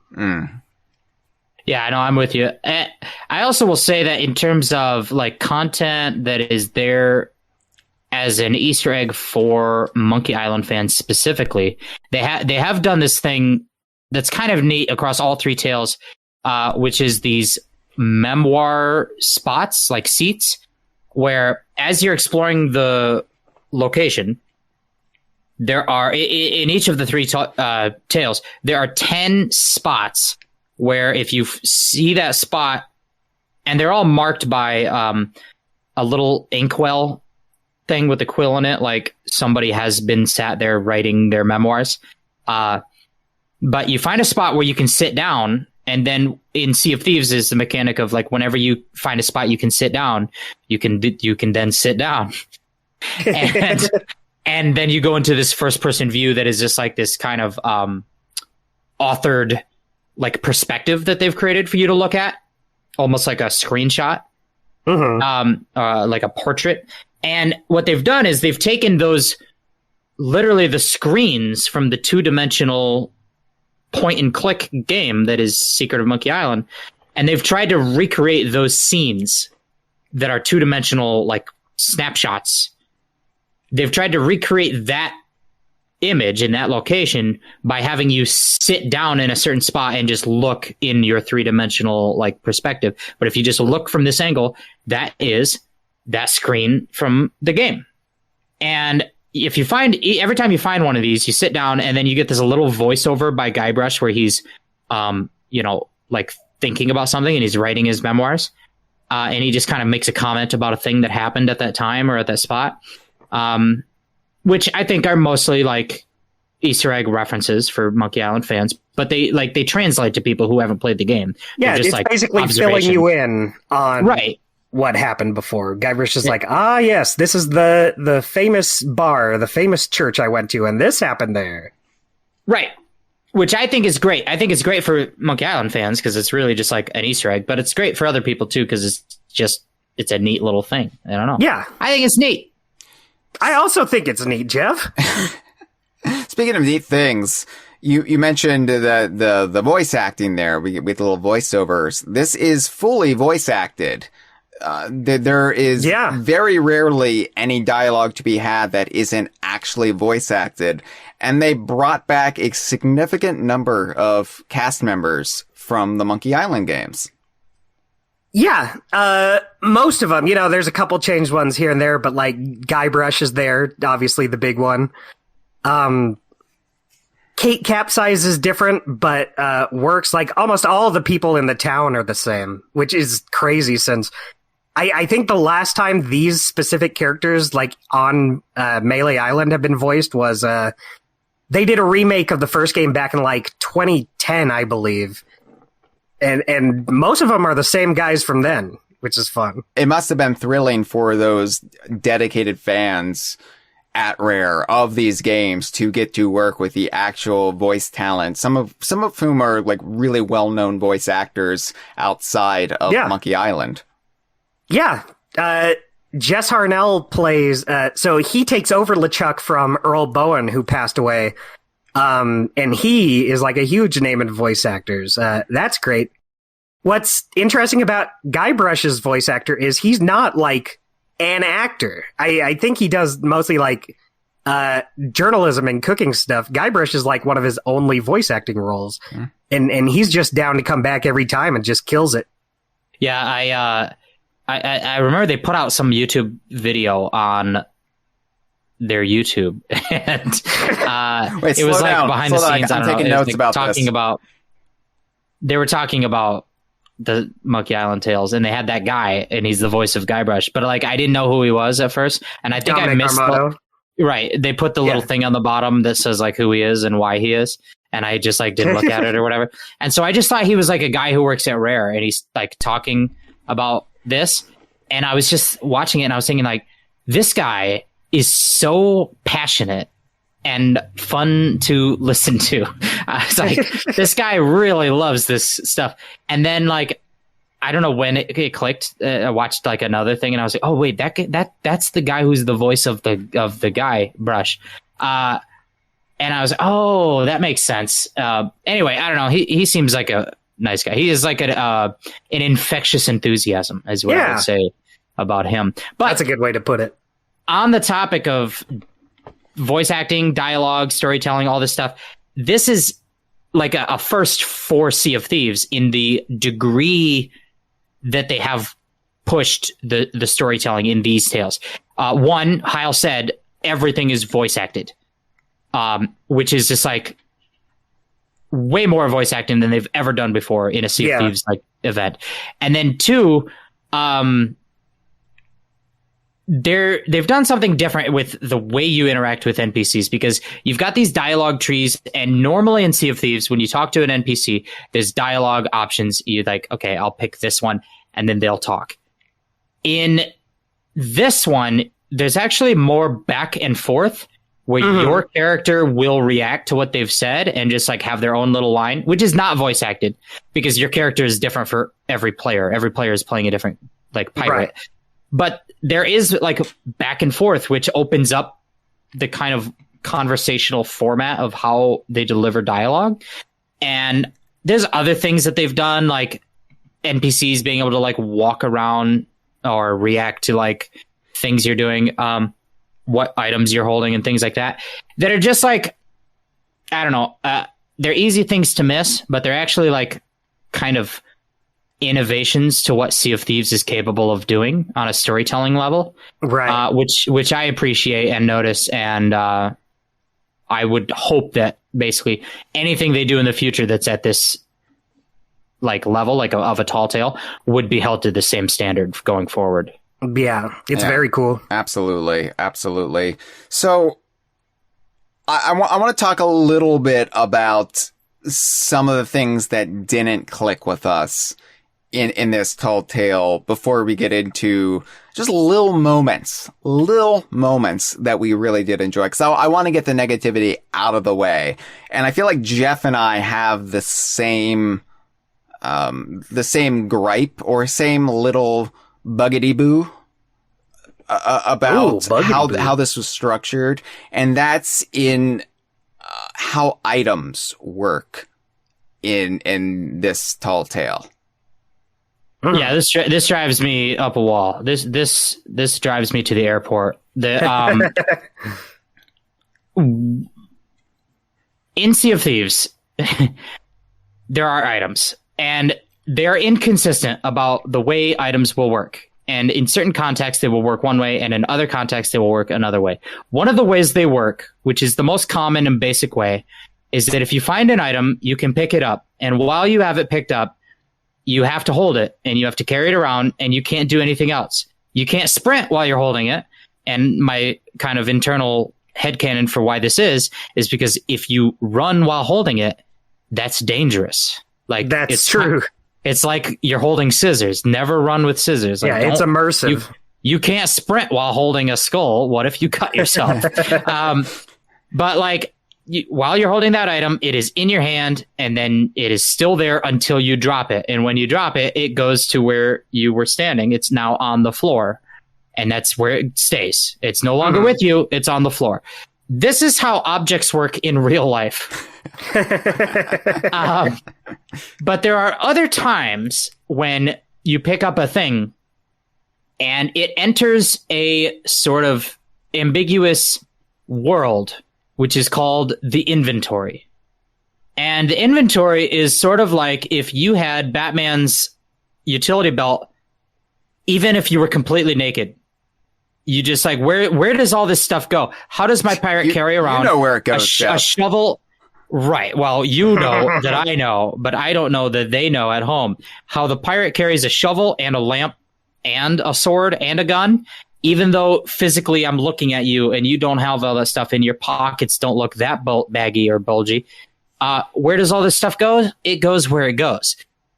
And sometimes when you're on a quest, like a Tall Tale, if you pick up the enchanted compass or whatever, the magic compass, then that compass doesn't go.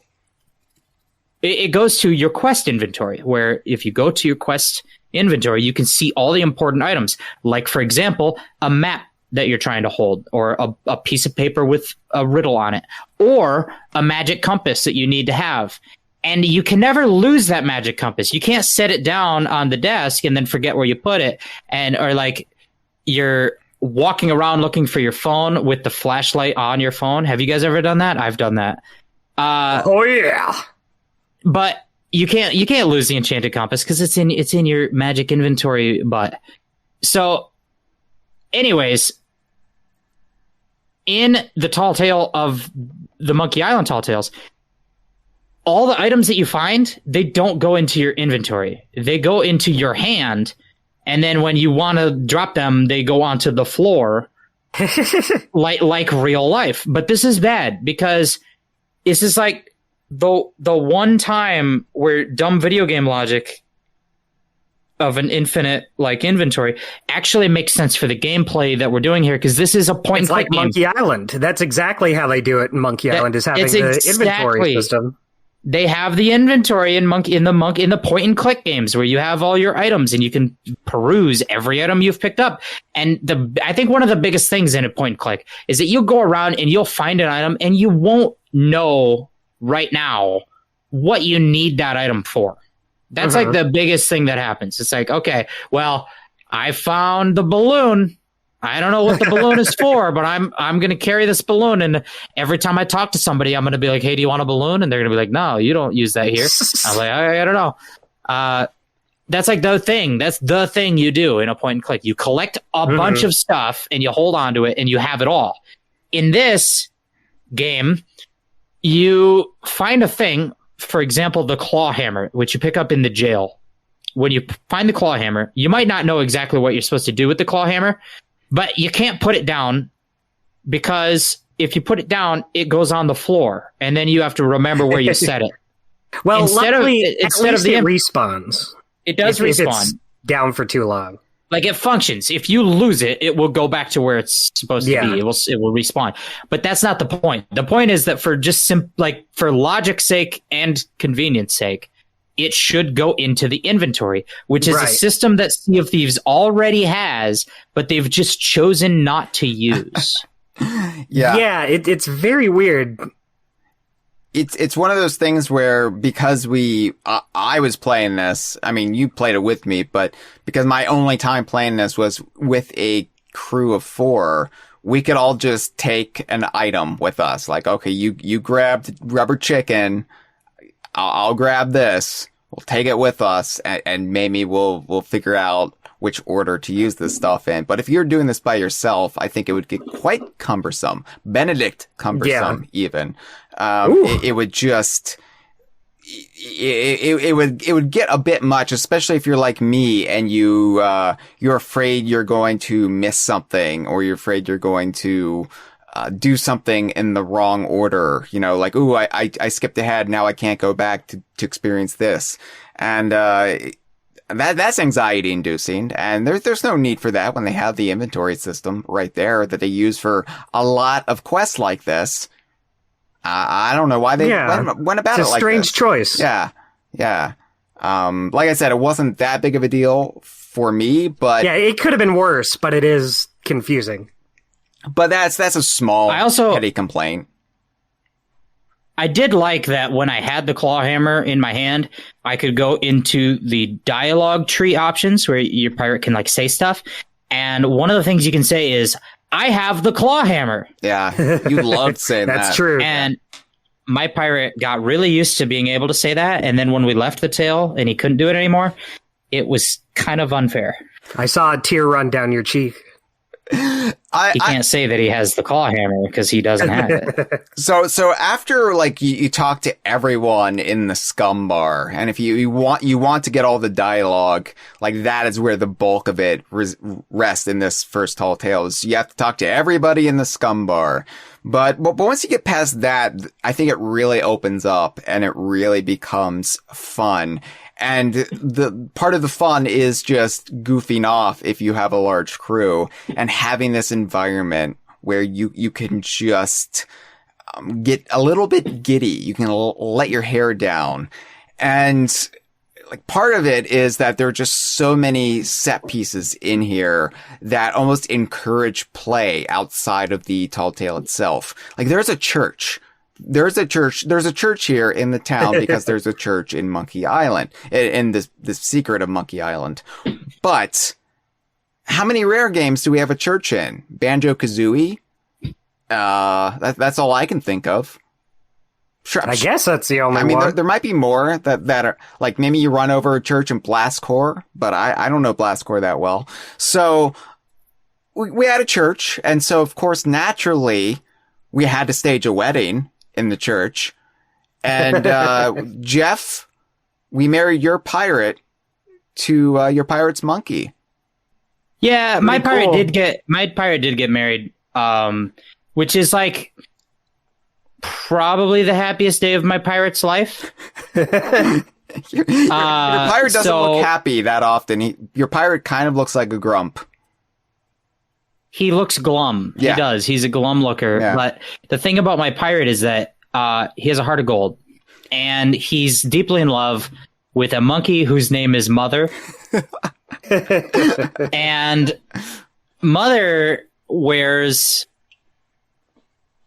like a skull mask, but it only covers half of her face, like a Phantom of the Opera. That's fun. Mm-hmm. And she's canonically married to my pirate. The thing about having a wedding is that you need to have an ordained minister, someone who's like legally able to administer the wedding. And nautical sea time law says that a ship captain can marry people, right? And fun. Sea of Thieves has a system that is called captaincy.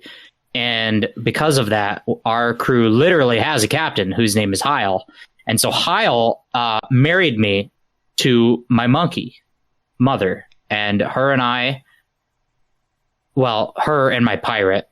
My pirate isn't me, but he's sort of me. It's like an avatar. They're happy, basically. Pretty that's cool. what matters. Yeah. It was a beautiful moment. I know. And we actually... we streamed it, and that we did put that on our YouTube channel. You can watch Jeff's pirate, Jeff the Brash, get married to Mother the monkey. You can watch it on our YouTube channel now. But there's also we had witnesses. We had the whole shebang. Yeah. It was a lovely ceremony. We also just had a lot of fun traipsing about the island. And of course, this comes more into play in the second tall tale. But in this one, you didn't have full range of access across Melee Island because there was some sort of like N64 style fog that was keeping you from accessing the setting of the bulk of the second Tall Tale, but you could still hike up to the summit of the island. The lookout. Yeah. Lookout point. Which was really, really fun. Getting to go hiking with my friends. And we got up there and you look down and you see a circus tent in the fog. And of course, this comes into play later, but in this first Tall Tale, back in late July, early August, it was just like, why is there a clown zone in the fog? That's scary. And I think that what happened is we're up there and we're just peeking around with our eyes, and Hyle looks down into the forest. He's like, cool forest. And then there's a circus tent, and he says, what the heck is a circus doing down there? And I was like, Hyle, that's the clown zone. The clown zone. You're not allowed to go. Everything the light touches is our kingdom. And the other part is the clown zone. So you don't go there. And like, if you accidentally try to go there or you jump off the mountain, you just get like force teleported back, which is extra scary. If you're thinking of if you told a 5-year-old about a clown zone and then every time you try to go, you get magically teleported because of the fog.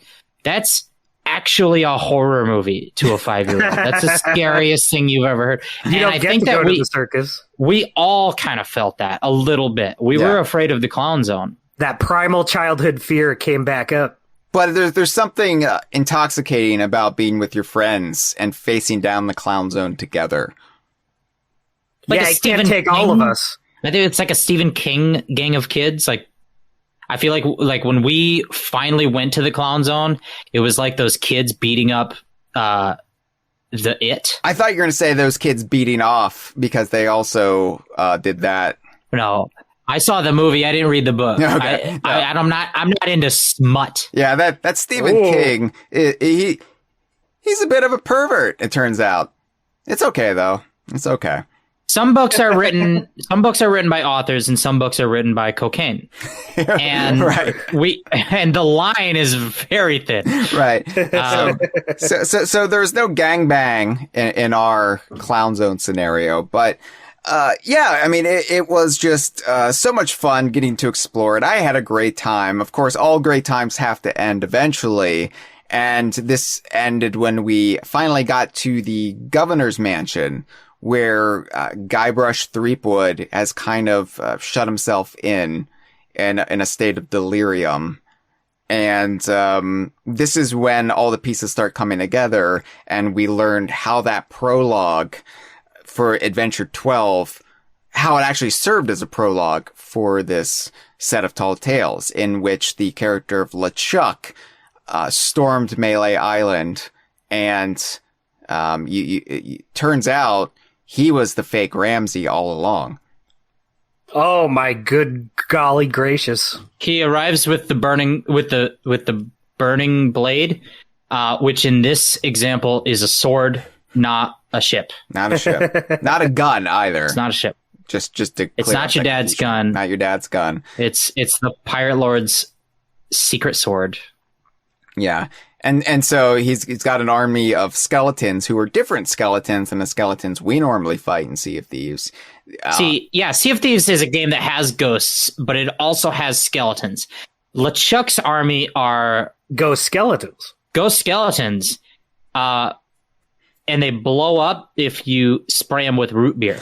Yeah. Right. Which... Okay, that's something I didn't really understand, but I know that's a Monkey Island thing. I'm like, all right. But the fun thing is, it's always fun to hose each other down, right? There's some, always. There's always some joy. Stephen King agrees. There's always some joy in just dronching someone. Dronch my daddy, Ellie. And it's even more fun when it's I don't even know that reference. Oh, you didn't. I know it. You didn't listen to the last episode, Jeff, because we're talking about the Donkey Kong theme park and whether or not Ellie was going to be in there and what we thought Ellie could contribute. Ellie's an elephant. That's a lot better. That's true. Yeah, that's good to but have. then I was like, we're gonna have a T-shirt that says "Dronch my daddy, Ellie." No, I don't like it. And but now you get it. Now I might have to buy it though. But anyway, it's it, always more fun to draunch each other if the liquid is sticky. We all enjoy that. So, do we all like root beer? What's the opinion? I like root beer. I get root beer. That's probably like my default drink if I go out to get like pizza. Really? Yeah. You default to. That's the thing. I like root beer. I feel like it's my least default. Ooh, interesting. It's usually either root beer or Sprite. I barely drink soda at all anymore. Sugar water, like I have pretty much lost the taste for it. But I like, if I do drink a soda, I want it to be caffeinated, and I feel like most root beers aren't caffeinated. Right. Well, that's why that's why you got to go with the Barks. So your mug root beer, your A&W, those are caffeine free. You get in on the Barks root beer, that's caffeinated, baby. Okay. All right. So hook it up. Buttercup. Yeah, but pro tips. You get these little bottles of root beer and you shake them up and you spray some sugar on them and it causes them to blow up. Love it. Love that. It is pretty satisfying to make the skeletons start to like engorge and then eventually explode like a balloon. That's like the way that it is good. It's like force feeding. It gives you that dopamine rush. Yeah. Yeah. Simple man. I see skeleton blow up. I say yes. I love LeChuck in this. I don't know if I've told you guys, but LeChuck is probably my favorite villain in anything. Did you know, Dustin, and being a big fan of it, you probably do, that LeChuck is French for the Chuck? Oh, boy, did I know that. Yeah, a little bit of French lessons for you there. Pretty good. Very funny. So LeChuck, I think that LeChuck, they've done a really good job of, I guess, like, just the design, like the rendering of him here. Yeah. Because LeChuck pretty much has a different look in every game that he's been in. Mm-hmm. And there's not really a consistent look. There's no default to go back to. You could say that it's inconsistent. On the other hand, you could say it's a little bit like Gruntilda the Witch going through transformation from game to game. And in that way, it is impressive that they've latched onto a design that feels very iconic and also feels at home in the Sea of Thieves art style. And like it evokes LeChuck, but it feels at home in Sea of Thieves, and it's just really an appealing design. I like it a lot. I think he's great. Yeah, same, totally. Yeah. He's your fake ghost daddy, and then you have to spray him, or eventually spray him for the last time, but It reminds me a lot of a specific episode of Goosebumps. We're not going to get into that here. We have plenty of time on the Stream of Thieves. So you said we didn't get to go to the Clown Zone at first because of the fog, but we do eventually get to go to the Clown Zone. Should we talk about the second tale now? I think that's fair to do, because I feel like this is where I really enjoyed the first Tall Tale, but I feel like Tale 2, the quest for Guybrush, is really where it all started clicking for me. And I was like, what? This is a good time all around. And I think it's because they kept you from part of Melee Island the first go around. And now it really opens up to the rest of it. Yeah. It expands all of it. And the general conceit of this is that there's a character, Corinna? Is that her name?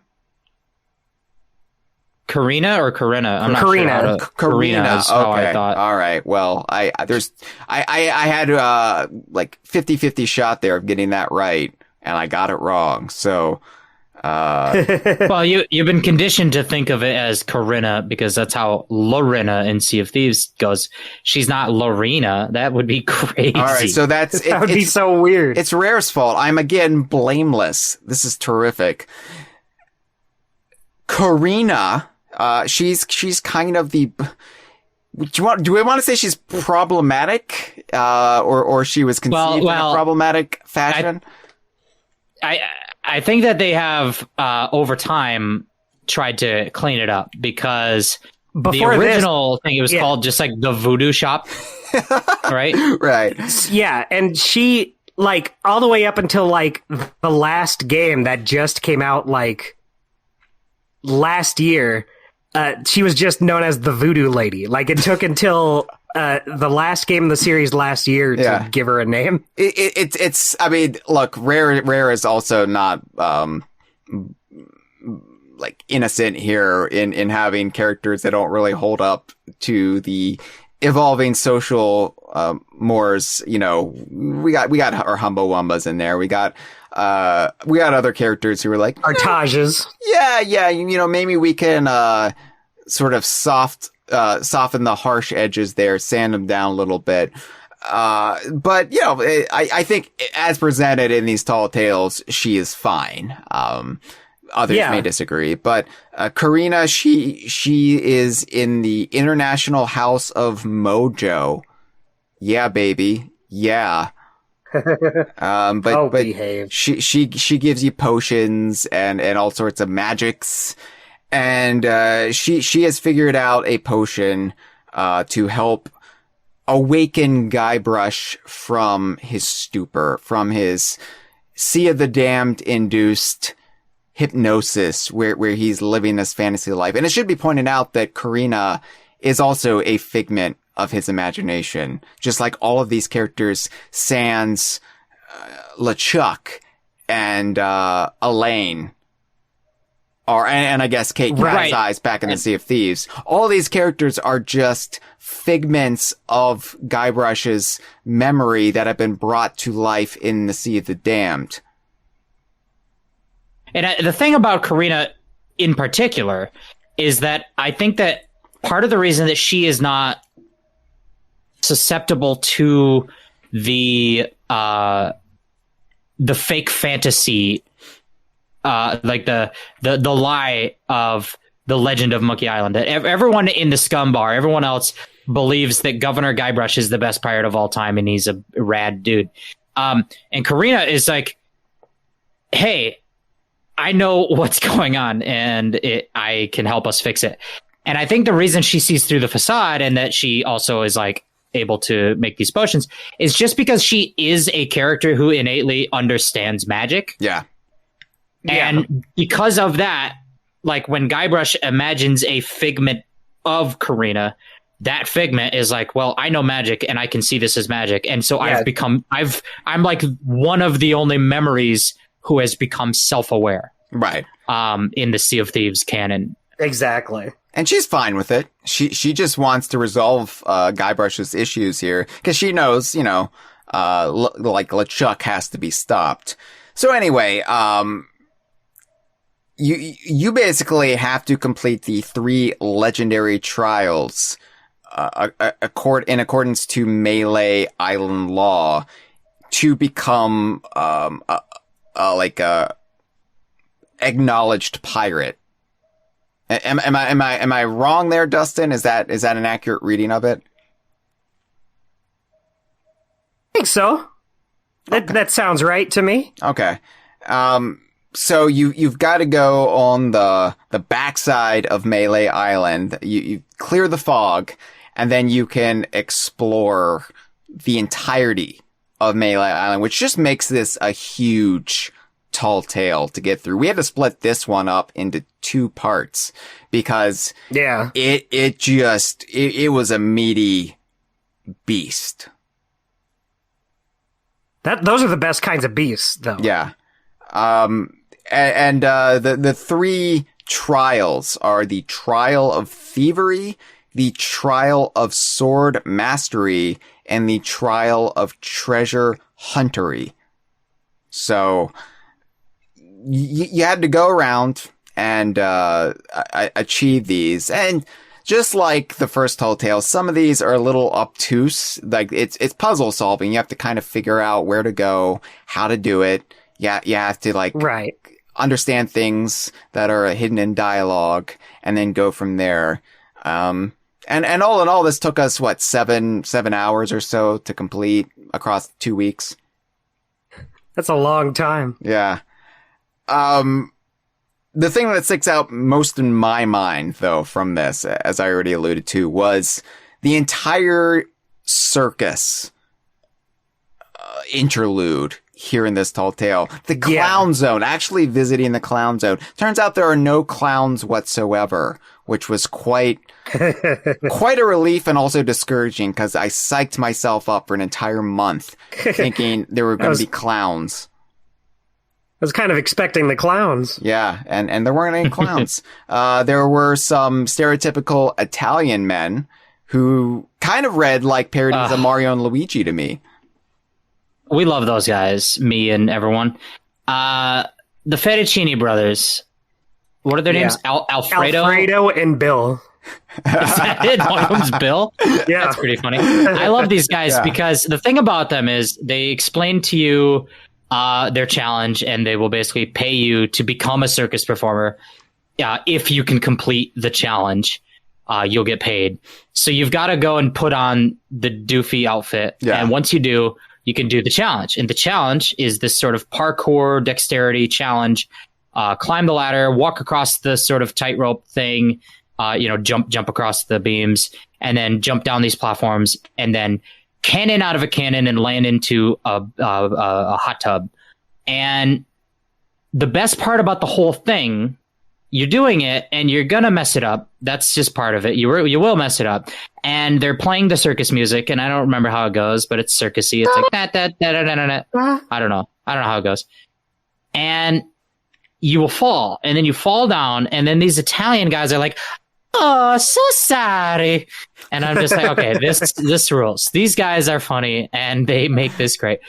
About the 20th time you hear it, it's less funny. Yeah, but it's still fun. Good though. It's fun doing it with the crew and just watching everybody fall, or it is just like, all right, I'll go. It's my turn, and then everybody's failing together, but then you kind of learn from where they went wrong and try to do it better than them as well. It's one of those video that's the thing too. things. Everyone has to do it. Yeah. Everyone has to do it on their own. And then there's a challenge for doing it with a time trial. Like doing it in a good time. 25 seconds, I believe.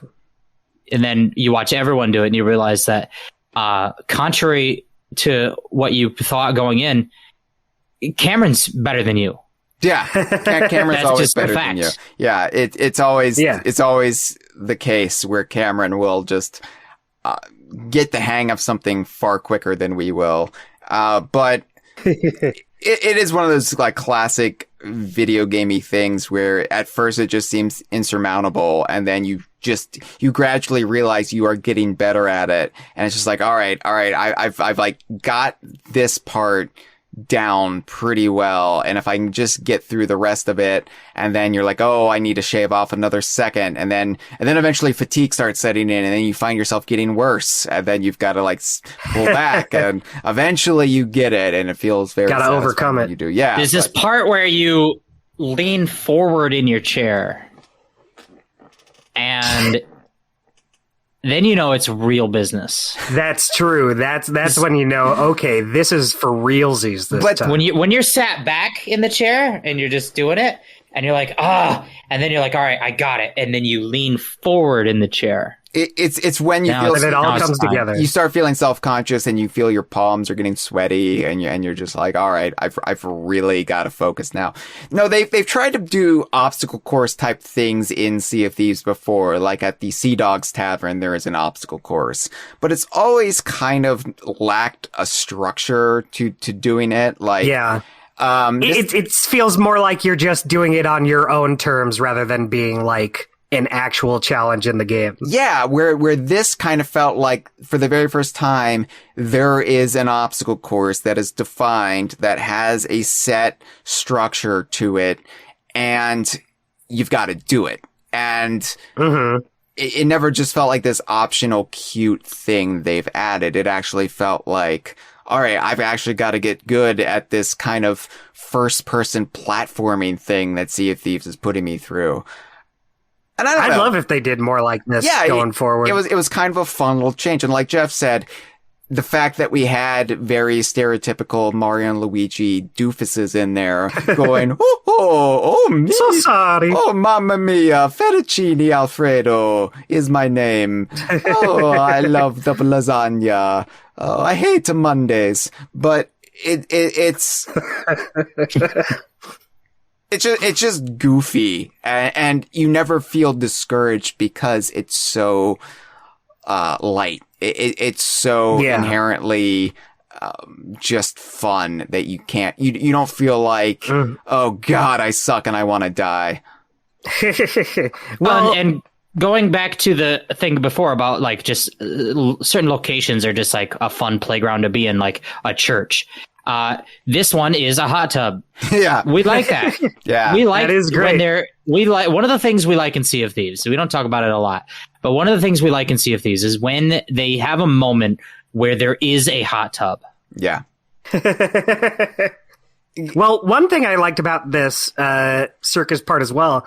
So in the original Secret of Monkey Island, you do this is basically straight from the first Monkey Island, but a lot less interactive. All you do is so you find a pan that you use as a helmet, and then they just fire you out of the cannon into like a pole, and then you get money from that.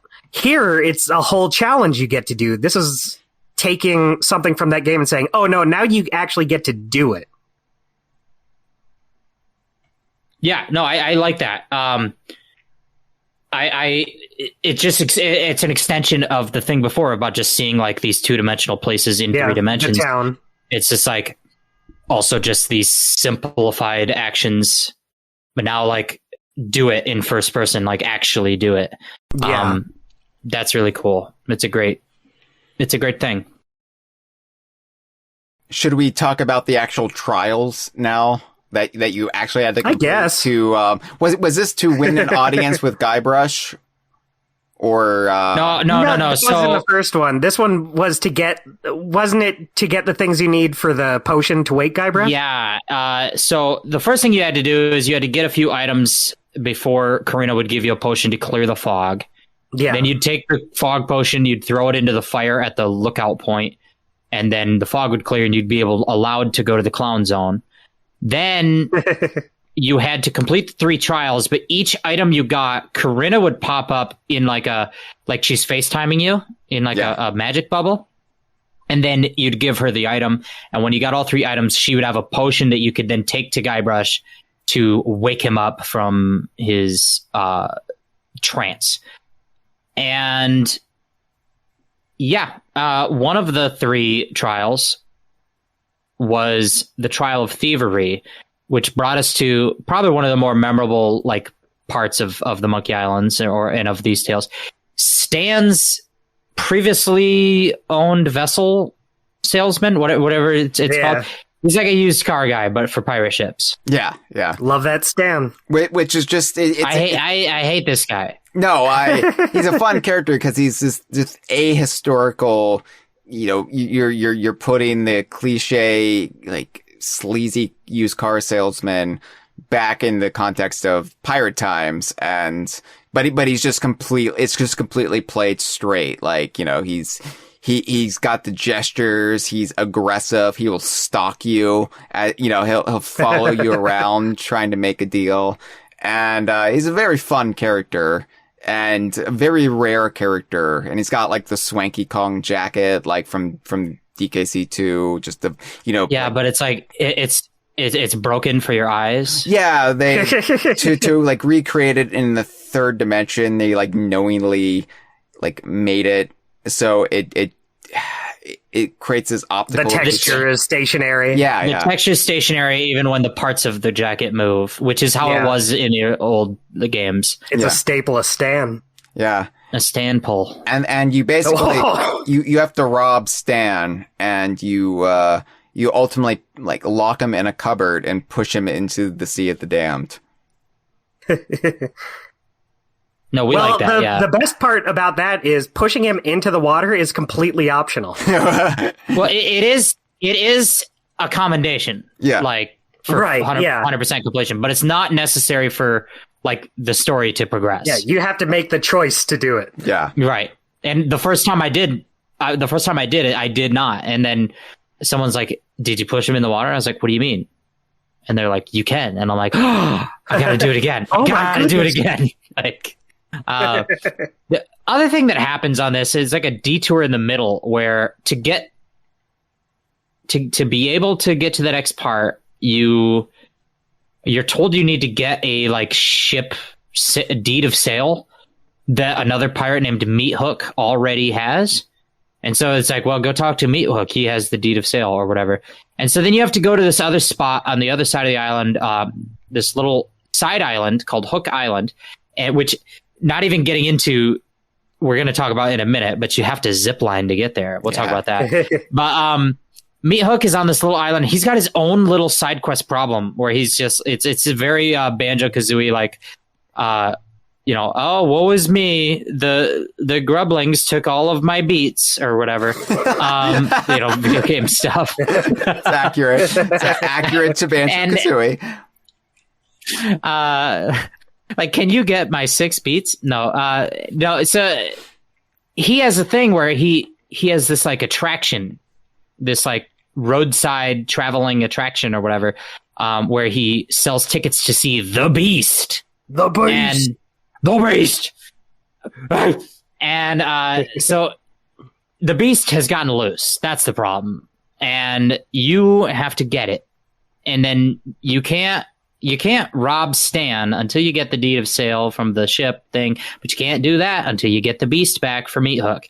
And so it's this whole little side quest thing, which I like because it just, again, it's like, obviously this is just the point and click stuff, but it just gives me the feeling of the 3D platformer stuff, side quests. A little bit, yeah. Things. Yeah. And the Beast turns out to be a little guy. Just a little guy, just bird, a little fella. Right? Yeah. Yeah, a little guy. Yeah.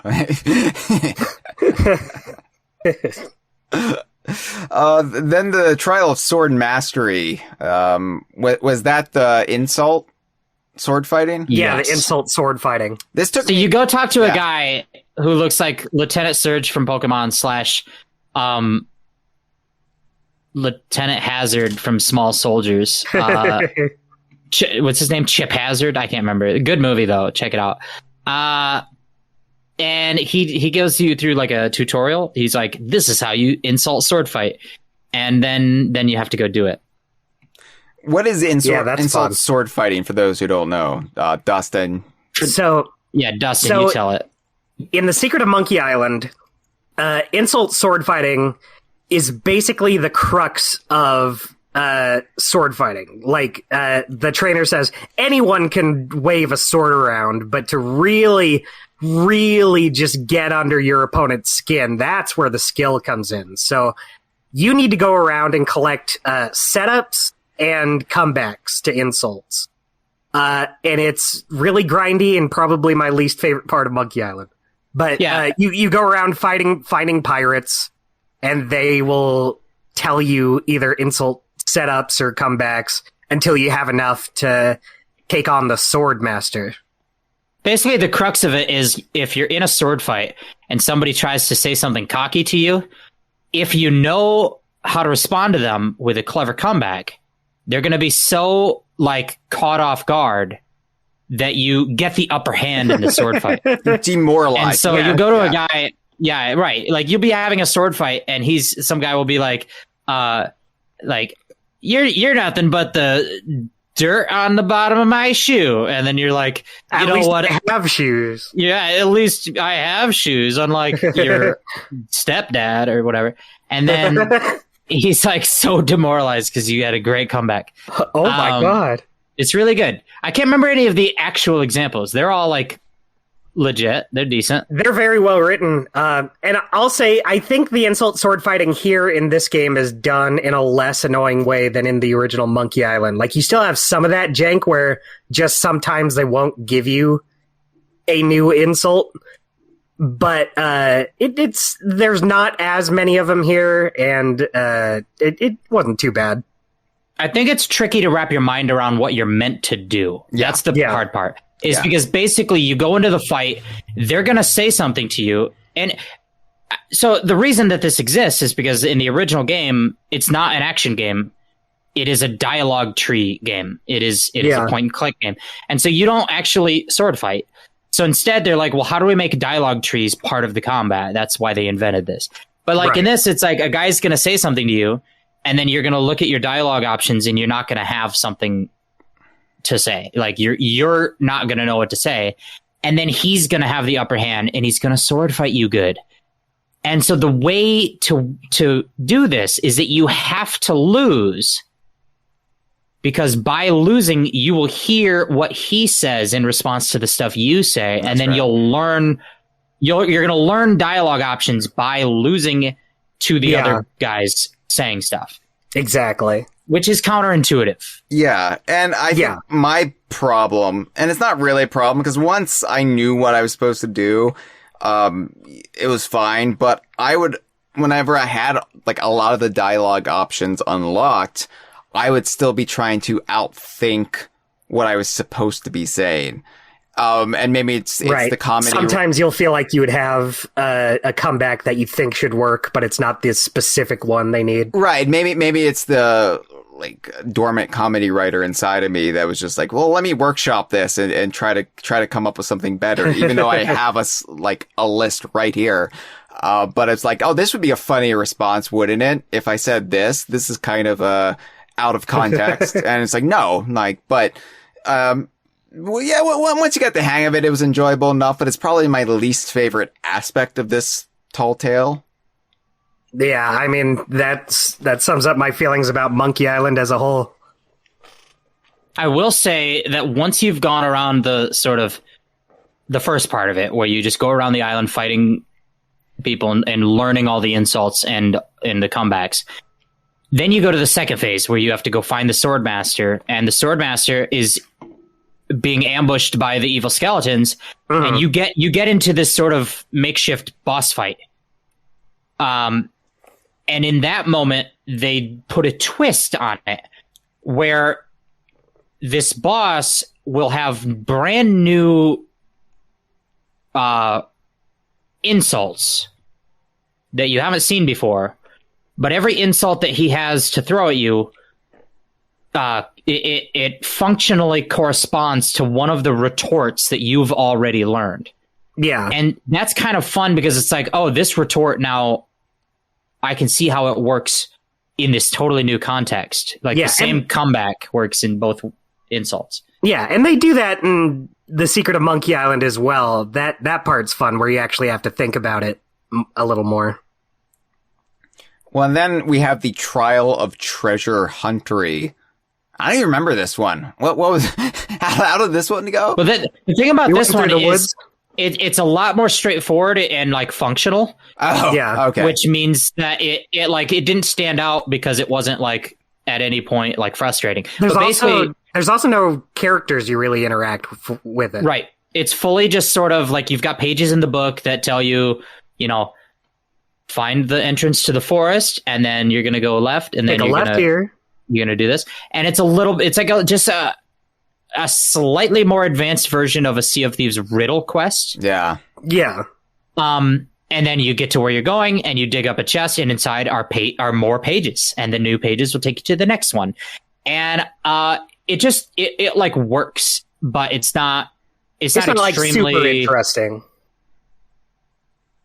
It's nothing that you haven't seen in Sea of Thieves before necessarily, right? But it works really well. It just kind of flowed smoothly. Yeah, like it still feels good to figure out. Yeah, I guess that's why I didn't really stick. I recall it now that you mention it, but compared to locking a used car salesman in a cupboard, it definitely does feel kind of rote compared to the unique experience. Well, it's using new landmarks that you're not even used to because you've never been here before. Yeah. So it's like, go to the Scarecrow next to the bridge, and and then, you're like, oh, if this was Cannon Cove, I would remember the Scarecrow because I've been to Cannon Cove, but I gotta kind of think it. I gotta kind of look around because I don't remember where the Scarecrow's at. But no, I think this was of everything that happened in all three of the tales, this was kind of the one with the least messiness. It just kind of went. Yeah. For maybe for good and for bad, because in terms of like the memorability element, but but it worked. Well, you wanted to talk about the zip lines, Jeff. Oh, let me tell you. Yeah. There are zip lines. Yeah. Pretty cool. And you can zip line on them. I just think it's something that they should like make a part of the actual Sea of Thieves world outside of this. Sort of like when the game first launched, there was no such thing as like traps or pulleys. And they kind of added those systems as part of the Tall Tales. And then eventually they went back to all the islands, like especially the big islands like Thieves Haven, Old Faithful. And they were like, oh, well, what if we put like a pulley elevator here? Or like, what if we put like a lever you could pull to pull a spike trap here? And they just added these little interaction points. Now I'm just like, all right, you've got zip lines, so throw those in there. You know what to do. You got to put the zip lines in. You got to have zip lines. I'm like mad the more that we talk about it that there aren't already zip lines everywhere. I want zip lines. I don't know how well they would integrate with pre-existing islands in the game. Like I'm eternally hopeful that maybe the Shroud will recede a little bit. We'll get a couple new islands on the main in the main game, and they can like go hog wild with zip lines on one of them at least. I love zip lining. I love it in video games. I love it in real life. It's just fun to slide across a tightly wound cord and just go. It makes me feel like I'm the Batman. And it's the only time in my life I'll probably ever feel like I'm the Batman, because I made it well into adulthood without my parents being shot. That's good. Yeah, it's like that Who song, like, no one knows what it's like to be the Batman. That's true. It is I can true. relate. Yeah, so... I agree. But tell me that like Thieves Haven wouldn't be improved if there was just like one zip line from the top that just goes down into the parking garage. We call the interior of Thieves Haven, we call it the parking garage because you can bring your ship inside the island through the little channel and just sit in there. Thieves Haven is a mess. Oh, I like Thieves Haven conceptually. I hate actually going to Thieves Haven. It's my least favorite island in the game. But if there was a zip line though, like that's what really brings it all together. We can see how it would be improved. Yeah, well, no, I would have fun with that zip line for sure. What about a zip line? You know how Crooked Masts has two spires to it? What if you could zip line back and forth between them? Just like zip lining. Yeah, that'd be fun. Add some zip lines on the Sea Dogs Tavern that's not in use for really anything. Ooh. Yeah, just have fun when you want to go cordon. Just go to the Sea Dogs Tavern. Yeah, no, we like it. The other thing about this tale, and I'm probably alone on this. You guys tell me, is this tale really spooky? I don't think it's that spooky. I think that it's got a circus in it. Yeah, once we actually got to the circus and found it, like the domain of just high-pitched Italian men and not clowns, so some of the scare factor definitely went down for me. But no, I could see like going through the dark woods. I played this solo. Yeah, I played this alone. Okay, the first few times I played this alone when I was writing up my guides, my tutorials for my blog, and I didn't have any friends around because I was playing it solo. And I was like, wow, I really love the spooky atmosphere of this tale. There's just like so many spooky moments. And then we played it together, and I was like, just kind of like, you know, when you already know how something is, like let's say you watch a movie with someone and you love the movie, but you just spend the whole time like watching how the other person reacts to the movie. You know that feeling? Right. And I'm just like, oh, I want to see how the other guys are enjoying this tale. And nobody ever thought it was spooky. So I was like, what's going on with this? Why are you guys screaming? Here, let me tell you why I think this tale is spooky. From someone who played it solo, which is inherently a spookier time to have. First, the whole thing is set at nighttime under moonlight in like dark forests. Mr. Moonlight. There it is. Mr. Moonlight, come Mr. on. Moonlight. Skip. You know what, Hyle? You might be right. It might not be great. Yeah, no. It's not my favorite. But dark forests, Beatles for sale. Nighttime. They couldn't give that one away. moonlight. I'm moving on, Hyle. I'm telling you spooky stuff. All right. Mistiness. Mm-hmm. When you're on top of the mountain and there's just like no music, but there's just like the whistling howl of the wind. Lots of purple colors. Lots of purple colors. Right, there's an old man there too. It's pretty scary. There's talk of a troll that lives under the bridge. There is a beast in the woods, and if you go looking for him, you're going to find scratch marks on the rocks and like human bones and fish bones. Yeah. You have to fight creatures that are not just skeletons, but also ghosts. Right. There is a man who is trying to sell you boats, and he has like a really aggressive manic energy, and he's always pointing and like following you, and his textures on his jacket don't make sense to the human eye. So yeah, just I think all of those things, both the atmosphere and the tone and the content of it, makes this the spookiest tale. I can't argue against that logic. I can definitely see it. I'm spooked out of my pants. I feel like the fact that I played it all with you, and I also, like, when I was playing it, it was not your first time playing it.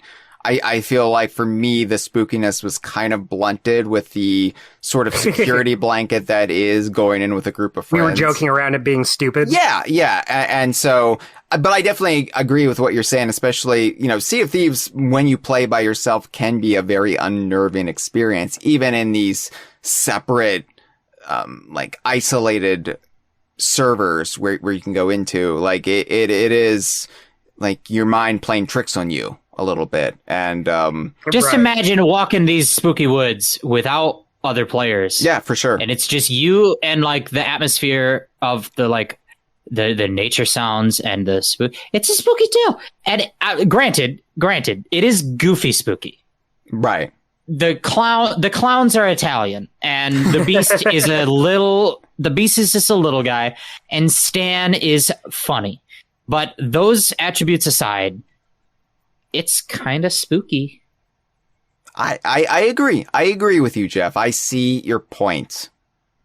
I'm picking up what you're putting down. I win this podcast. A lot of competition. We're not. I didn't do so good. Yeah, we're not trying to come out on top here. We're just chatting.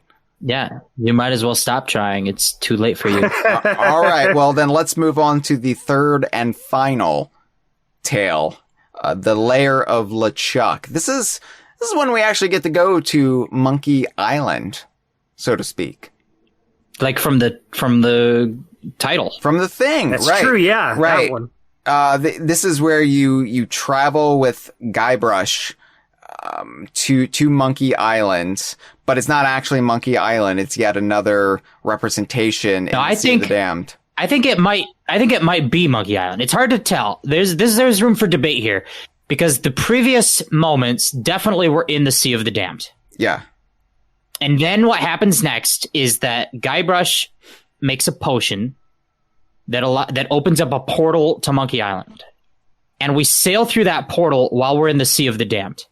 Now, I can totally see the interpretation being that we just like found the path to Monkey Island within the Sea of the Damned, and it is a Sea of the Damned version of Monkey Island.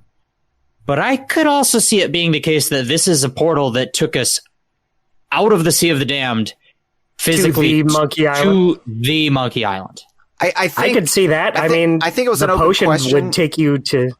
Yeah. Yeah, I think it was an open question at first, but I think like as we went on, it was basically confirmed that it was in the Sea of the Damned, and maybe it's not so cut and dry. Maybe it is a little bit ambiguous.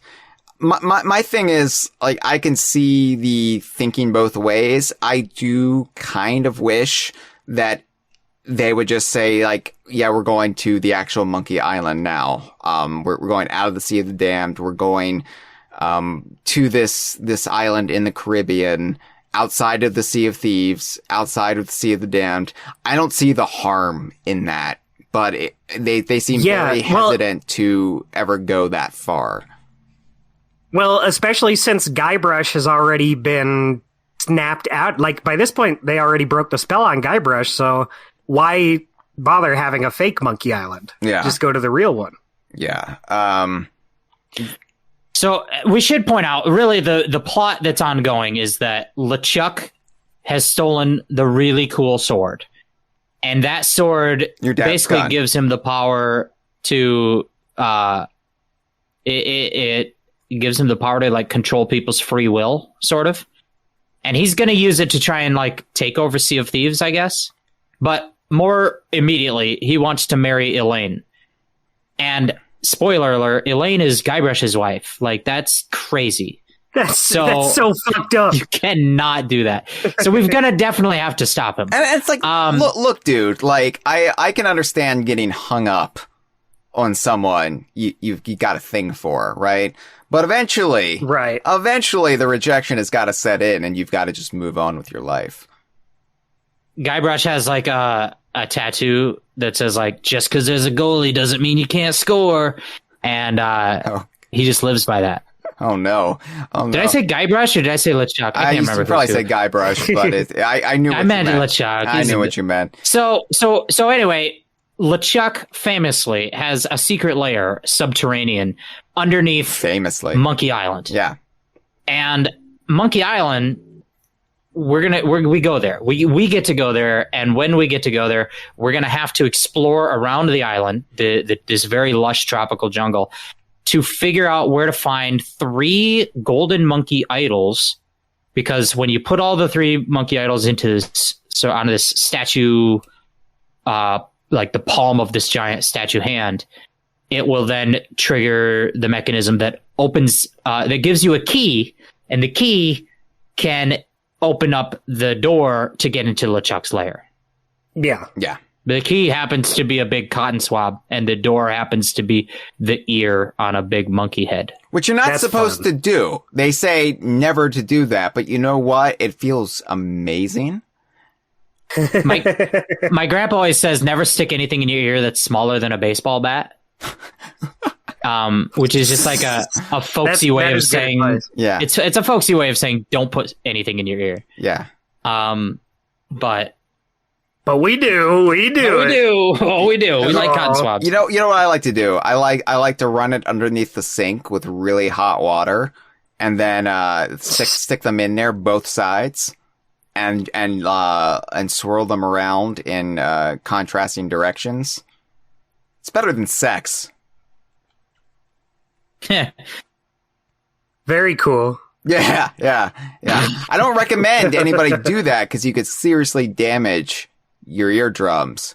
But I'm just saying, you know. I like to get it wet, and then I put it in, and then I pull it out the other ear, like a cartoon.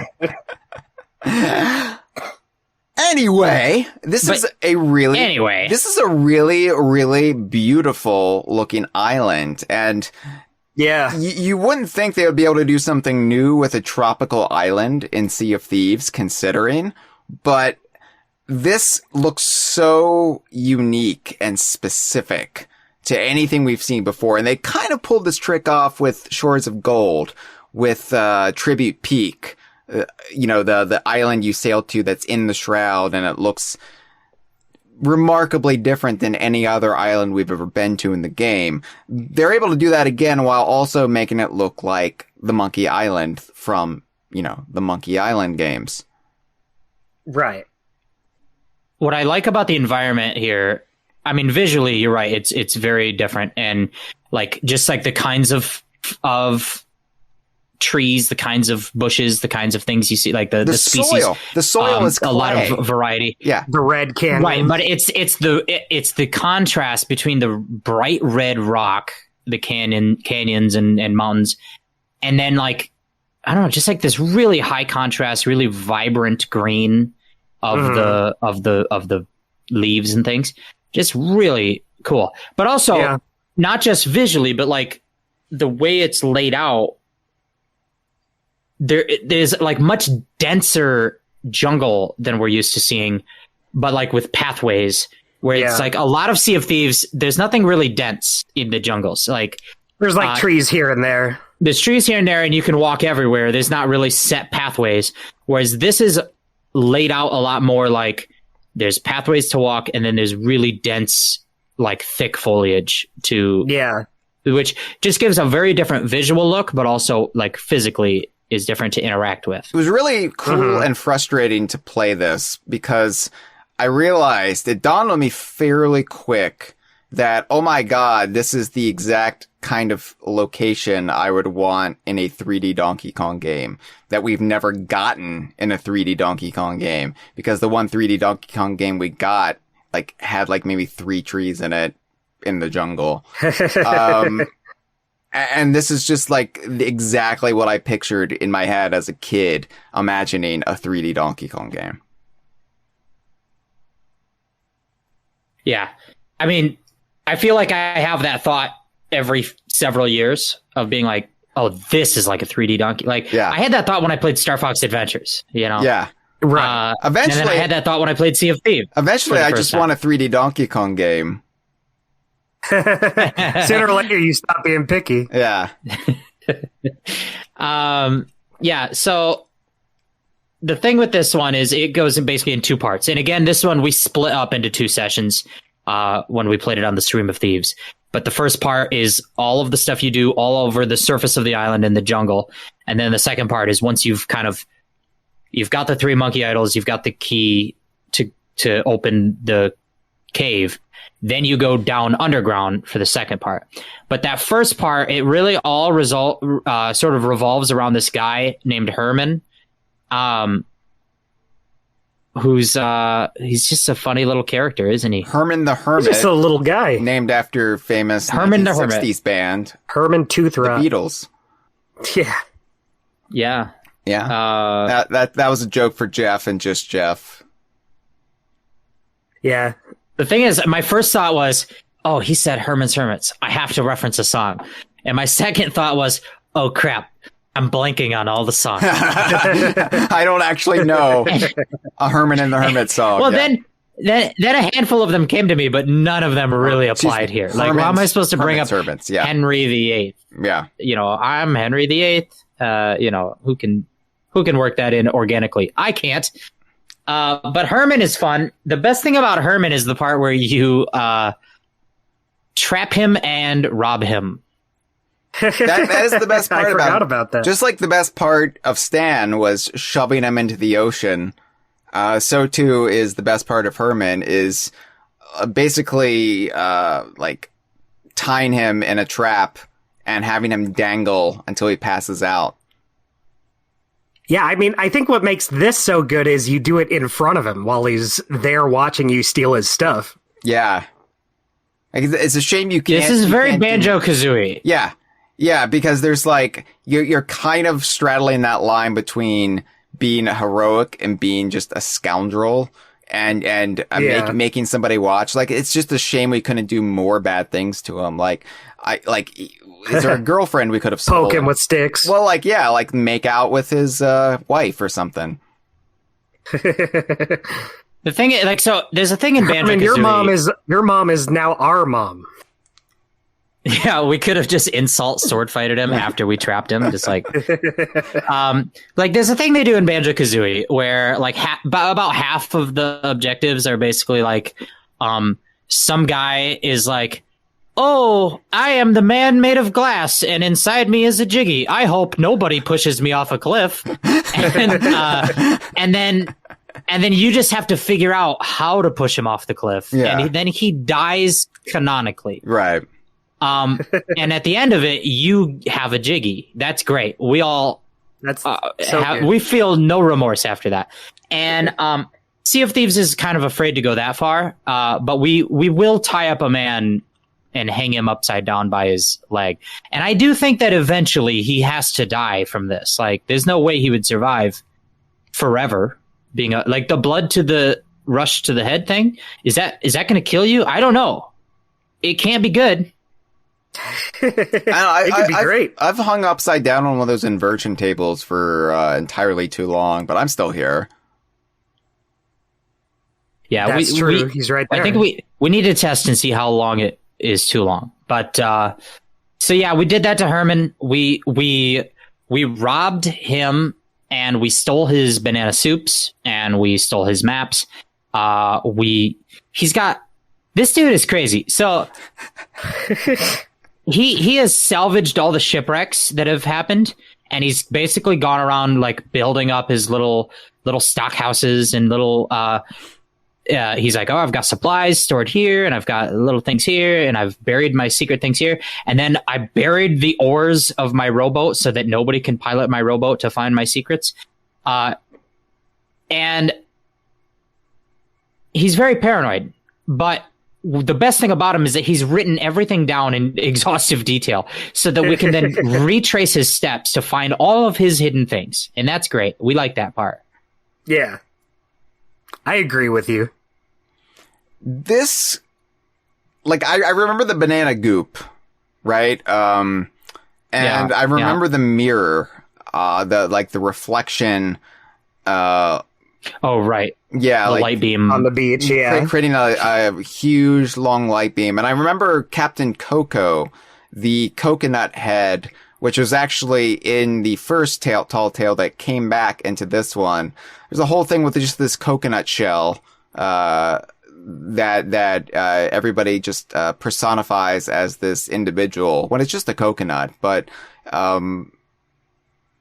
it's funny because I have to replay this. Eventually, I will have to replay all of this because they've added an extra reward if you replay them all since the time they went live. But I don't remember how all the pieces really fit together here. Frustratingly so. So there was 3 idols to find. Mm-hmm. One of those idols is sitting atop a tall, like, totem pole type stone structure. And the way to knock that one down was with the catapult primitive art installation up on the mountain. Right.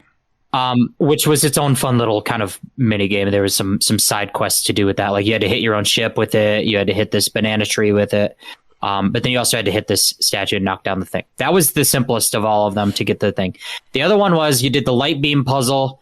And in order to complete the light beam puzzle, you also had to go up to the stockade up on the mountain. And you had to kind of create the banana grease so that you could grease up the spikes to put the coconuts on them, so that you could then get the light beam to bounce off the gold tooth of the skeleton skull. And then it would, one of the things you did up on the mountain was you shot out of the cannon to knock down the, like, mast that had the cage hanging on it. And inside the cage was the monkey idol. But once you knocked it down, you had to find a way to open the cage. So you had to put the explosive bubblegum into the cage, and then you had to use the light puzzle to ignite it. And you had to create the grease to do that. And that was a whole thing. And then you got that one. The third one was just you had to get Herman trapped in the rope so that you could steal his map. And then his map would tell you how to get the oars to the rowboat, and you had to follow the rowboat down the thing to get the map off of the dangling skeleton. The only way to reach it was to stand on the rowboat underneath it in the little channel of water. And then once you got that map, it would tell you to go someplace and dig. And once you dug, you got the third monkey idol. Way to sum it all up. Wow. I'm a summarizing fool. Wow, Jeff. I'm so glad I brought you on this episode. You killed it right there. Look at you. I'm the guy who writes the guides. So your head is like throbbing. And what's terrific now is what's utterly fantastic is now people don't have to play this. Yeah. That's true. That's Yeah. true. Just cut out the middleman. Unless they want to find the journals. Oh. So you're gonna have to go read my blog if you want to find the journals. Right. Yeah. So you get all the 3 parts, and then you can go to the subterranean part. But is there anything else you had to say about the jungle parts? Because other than just they have good vibes. I guess there really isn't that much to say about it other than that. It just looks nice. It's fun to explore. This is an aspect of all of these tall tales, or at least the first one and this one. First time we've seen just monkeys on the loose in this game that aren't somebody's pet. Right. Well, it's also the first time they've just done kind of comedy scenes. Yeah. Because going back to the first of these 3 tales, there's the part when you get into Guybrush's mansion, and he kind of implies that Elaine is sleeping in the other room. Yeah. And when you go in there, you can like lift up the covers, and like 3 monkeys burst out. Oh no, it's monkeys. Yeah. And they like go and like climb out the chimney or something and run away. It's very fun. Jeff's pirates like been there, done that. But there's the part where when you are trying to trap Herman, what you end up doing is you go on a puzzle to figure out how to find his banana stew, his cold banana soup, or whatever it is. Once you find it, you can pour it into the little jar that sets the trap. And the point of the trap is that Herman is trying to trap the monkeys that keep stealing his stew, right?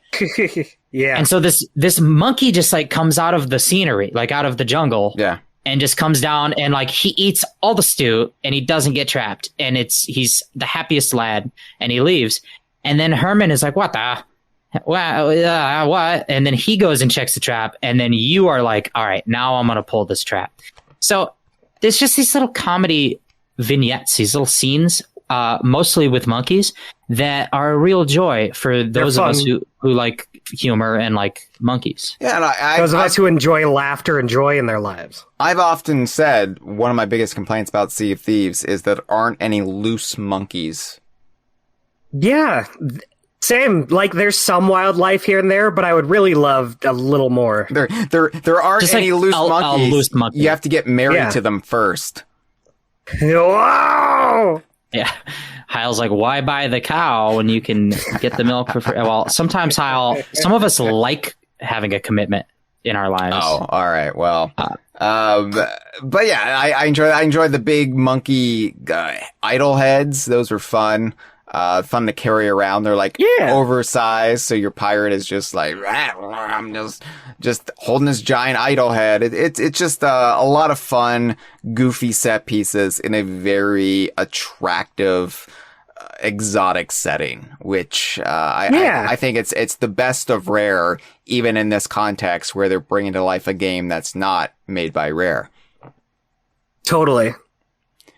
Should we talk about the horrifying decapitated head? I think we I love kind of that. have to, because now this didn't really work all that well, did it? This whole this notion of I have to carry around the head of the navigator, which is, Jeff, you said in the notes here, it looks like a ghoulies mummy. And I agree. It kind of looks like a character from Grab by the Ghoulies, which would make this the first time they referenced Grab by the Ghoulies in Sea of Thieves, but it's not that.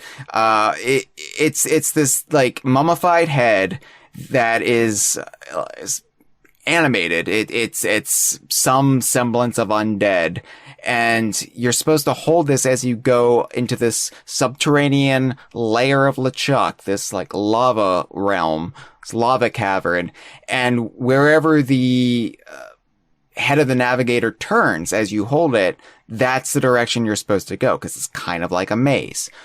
But I was playing this on an Xbox One. This is before I got a Series X. And I don't know if it was just me playing on hardware that could barely handle Sea of Thieves in its current iteration, but I feel like the head of the navigator didn't really work. It didn't really turn the way it was supposed to, and I could never really get a read on where I was supposed to go. Yeah, it's weird, because the first time I did this with some other friends, it worked perfectly fine, and then this time we had some issues towards the end of it. don't know exactly how it's meant to work, because I think it can get a little confused when you're with a group of friends and you all are there. Right.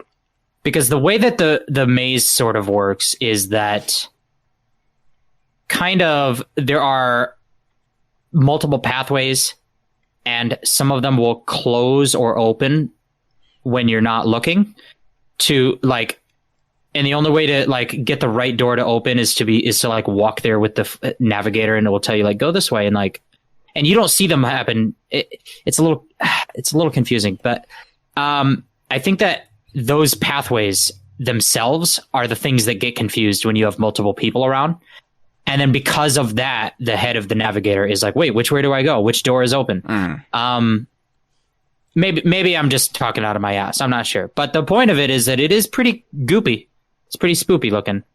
Yeah, no, I like the look of it. It just didn't work well when we were doing it. And, thankfully we could kind of like just blunt force our way through. And, I had to make There were a couple of moments where it felt like it was leading us in a circle, like repeatedly. We were in the same area for a while. And then meanwhile, I'm like, I can't miss a journal. Have to get all the journals. Well, I don't want to go too far. I miss a journal. And that was, I think, annoying everyone. But eventually we got there. We got to the final kind of confrontation with LeChuck.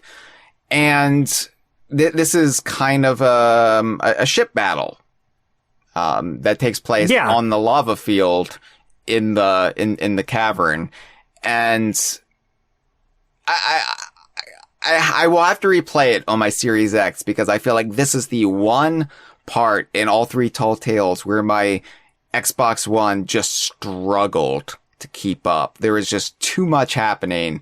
There was interesting too much in the way of environment trying to be rendered, too many characters, too much cannon fire, and just things were sluggish and textures weren't loading.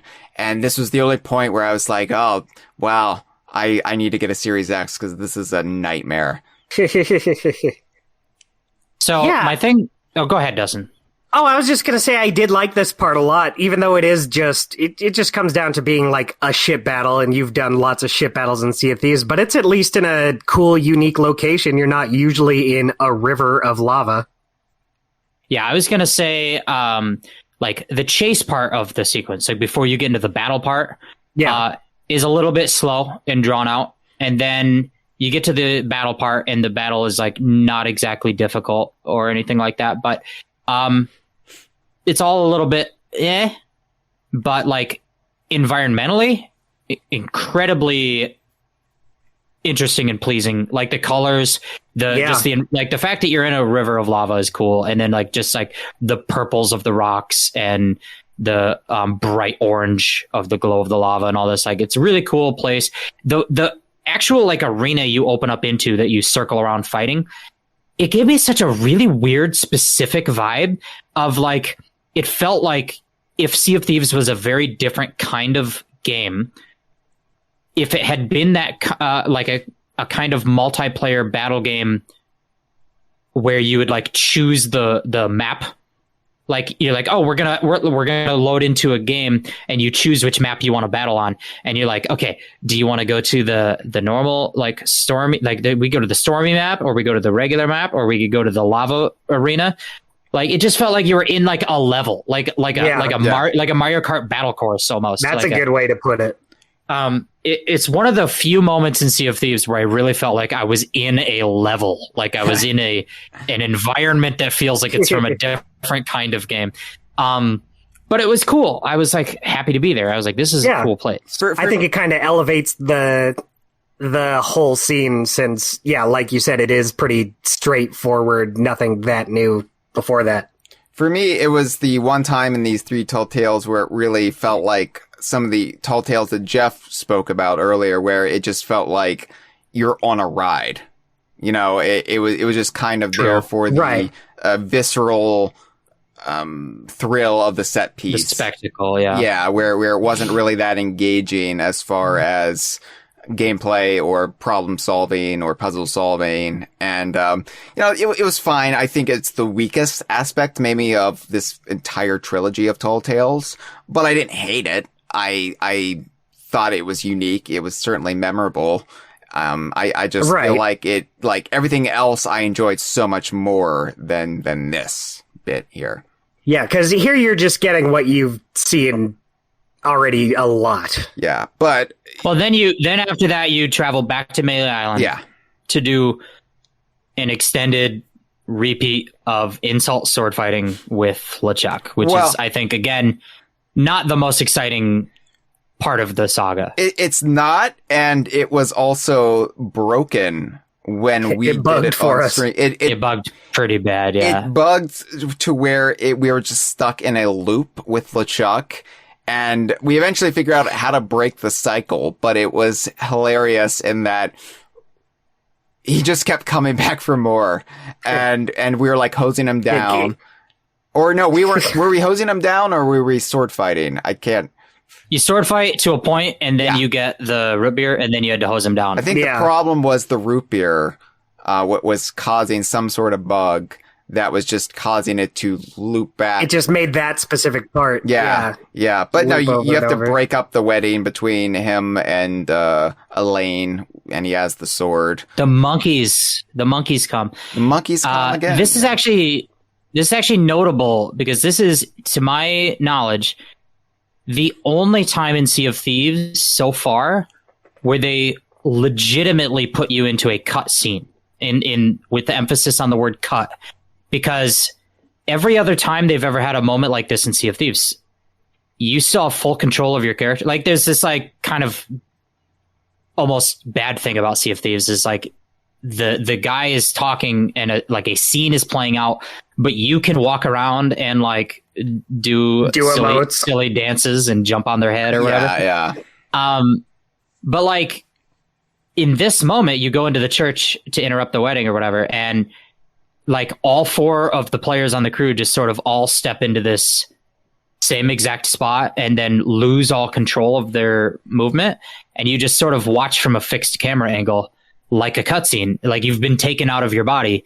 And it's the only time Sea of Thieves has ever done that, which is just so odd to me. Well, it's because our pirates know the rules. You have to wait until the priest says, if there's anyone here that objects, speak now or forever hold your peace. And you just got to wait for that moment. Yeah, that's true. We do know the rules. But yeah, then you go fight LeChuck. It's not super great, but then you get the ending, and it's all happy hunky dory. I feel like we're ready to sort of sum up our overall thoughts, because I don't have a lot of detailed thoughts on that ending sequence itself. No, it's sort of the weakest part of the whole thing. It is, but that's not to say I don't think it detracts from anything. It just just what came before was so unique and so special compared to what just turned out to be an okayish ending. It wasn't like the Pirates of the Caribbean set of Tall Tales, where I feel like it did end in something very memorable, and that was kind of like the climax, and then a little come down where you got to hang out on the Black Pearl and talk to the characters. And this was an okay ending, although I do appreciate monkeys going into a church. I'm never going to turn up my hands to that. But yeah, like overall, I'll just go ahead and say my piece. Obviously, I think out of the three of us, I had the most reservations about this, where it wasn't that I doubted that it would be quality and that it wouldn't be done with a lot of love and care. It was just that I had no investment in any of this. And while Jeff was confused, I also just had, gotta be honest, like a little bit of a fanboy resentment about all of this. Like I'm being made to care about this. As a Rare fan, I'm just making way for somebody else yet again in Rare's own big game. It's just, okay, whatever, grin and bear it. But at the end of the day, even though this wasn't for me, I still really, really, really enjoyed all three Tall Tales. They were able to walk that line, as I said, where I never felt like I was out in the cold as somebody who was not a fan of Monkey Island. Now, if I was a fan of Monkey Island, this would be the coolest thing ever. I would be a pig rolling in slop, because this that's me. I was the pig. This would have just been like, I want this kind of love letter for what I'm into eventually at some point. But this was, I think, full of some of the best writing in the game, some of the most fun gameplay conceits. And I think, at least from my perspective, it was some of the most fun I've had with my crew in years playing Sea of Thieves. Yeah. So, all in all, I'm pretty happy to have been not wrong, because I wasn't wrong to have the feelings I was having, but at the very least, I'm glad that sort of, I think misaligned feelings of resentment were quelled, and I was able to make peace with it because of the quality and because of how much fun I ended up having with it. Yeah, and also there were loose monkeys. That's true. There were loose monkeys. Dustin, you are the Monkey Island fan among the three of us. Would you want to add to this and give your perspective? Yeah. So, I thought this was great. I lost my McFreakin' mind when they announced it. And I really enjoyed it a lot. I just have maybe like a couple small nitpicks about it that didn't sit well with me. And one of them is that there's just so much to the Monkey Island series. It is a little disappointing that you're laser focused on Monkey Island 1. Like, it is just Melee Island and Monkey Island. They don't reference like anything from 2. And there's like maybe a couple things, like Murray is there. Murray didn't show up until 3. And he's a big presence in these Tall Tales we didn't even talk about. But he's great. But I do wish they kind of maybe had like a couple other characters from, like they mentioned Wally, his map shop in Melee Island. He's a character from Monkey Island 2, and he shows up here and there in the rest of the series. But like, he's not there. You don't get to talk to Wally. It really is just things from Monkey Island 1, which is a little deflating, but otherwise, not a big deal. So your complaint is not enough Monkey Island, whereas my complaint before this was too much Monkey Island. Yeah, exactly. But my complaint, I kind of landed right in the middle. I thought it was too spooky. This has been a File 2 production. But ham.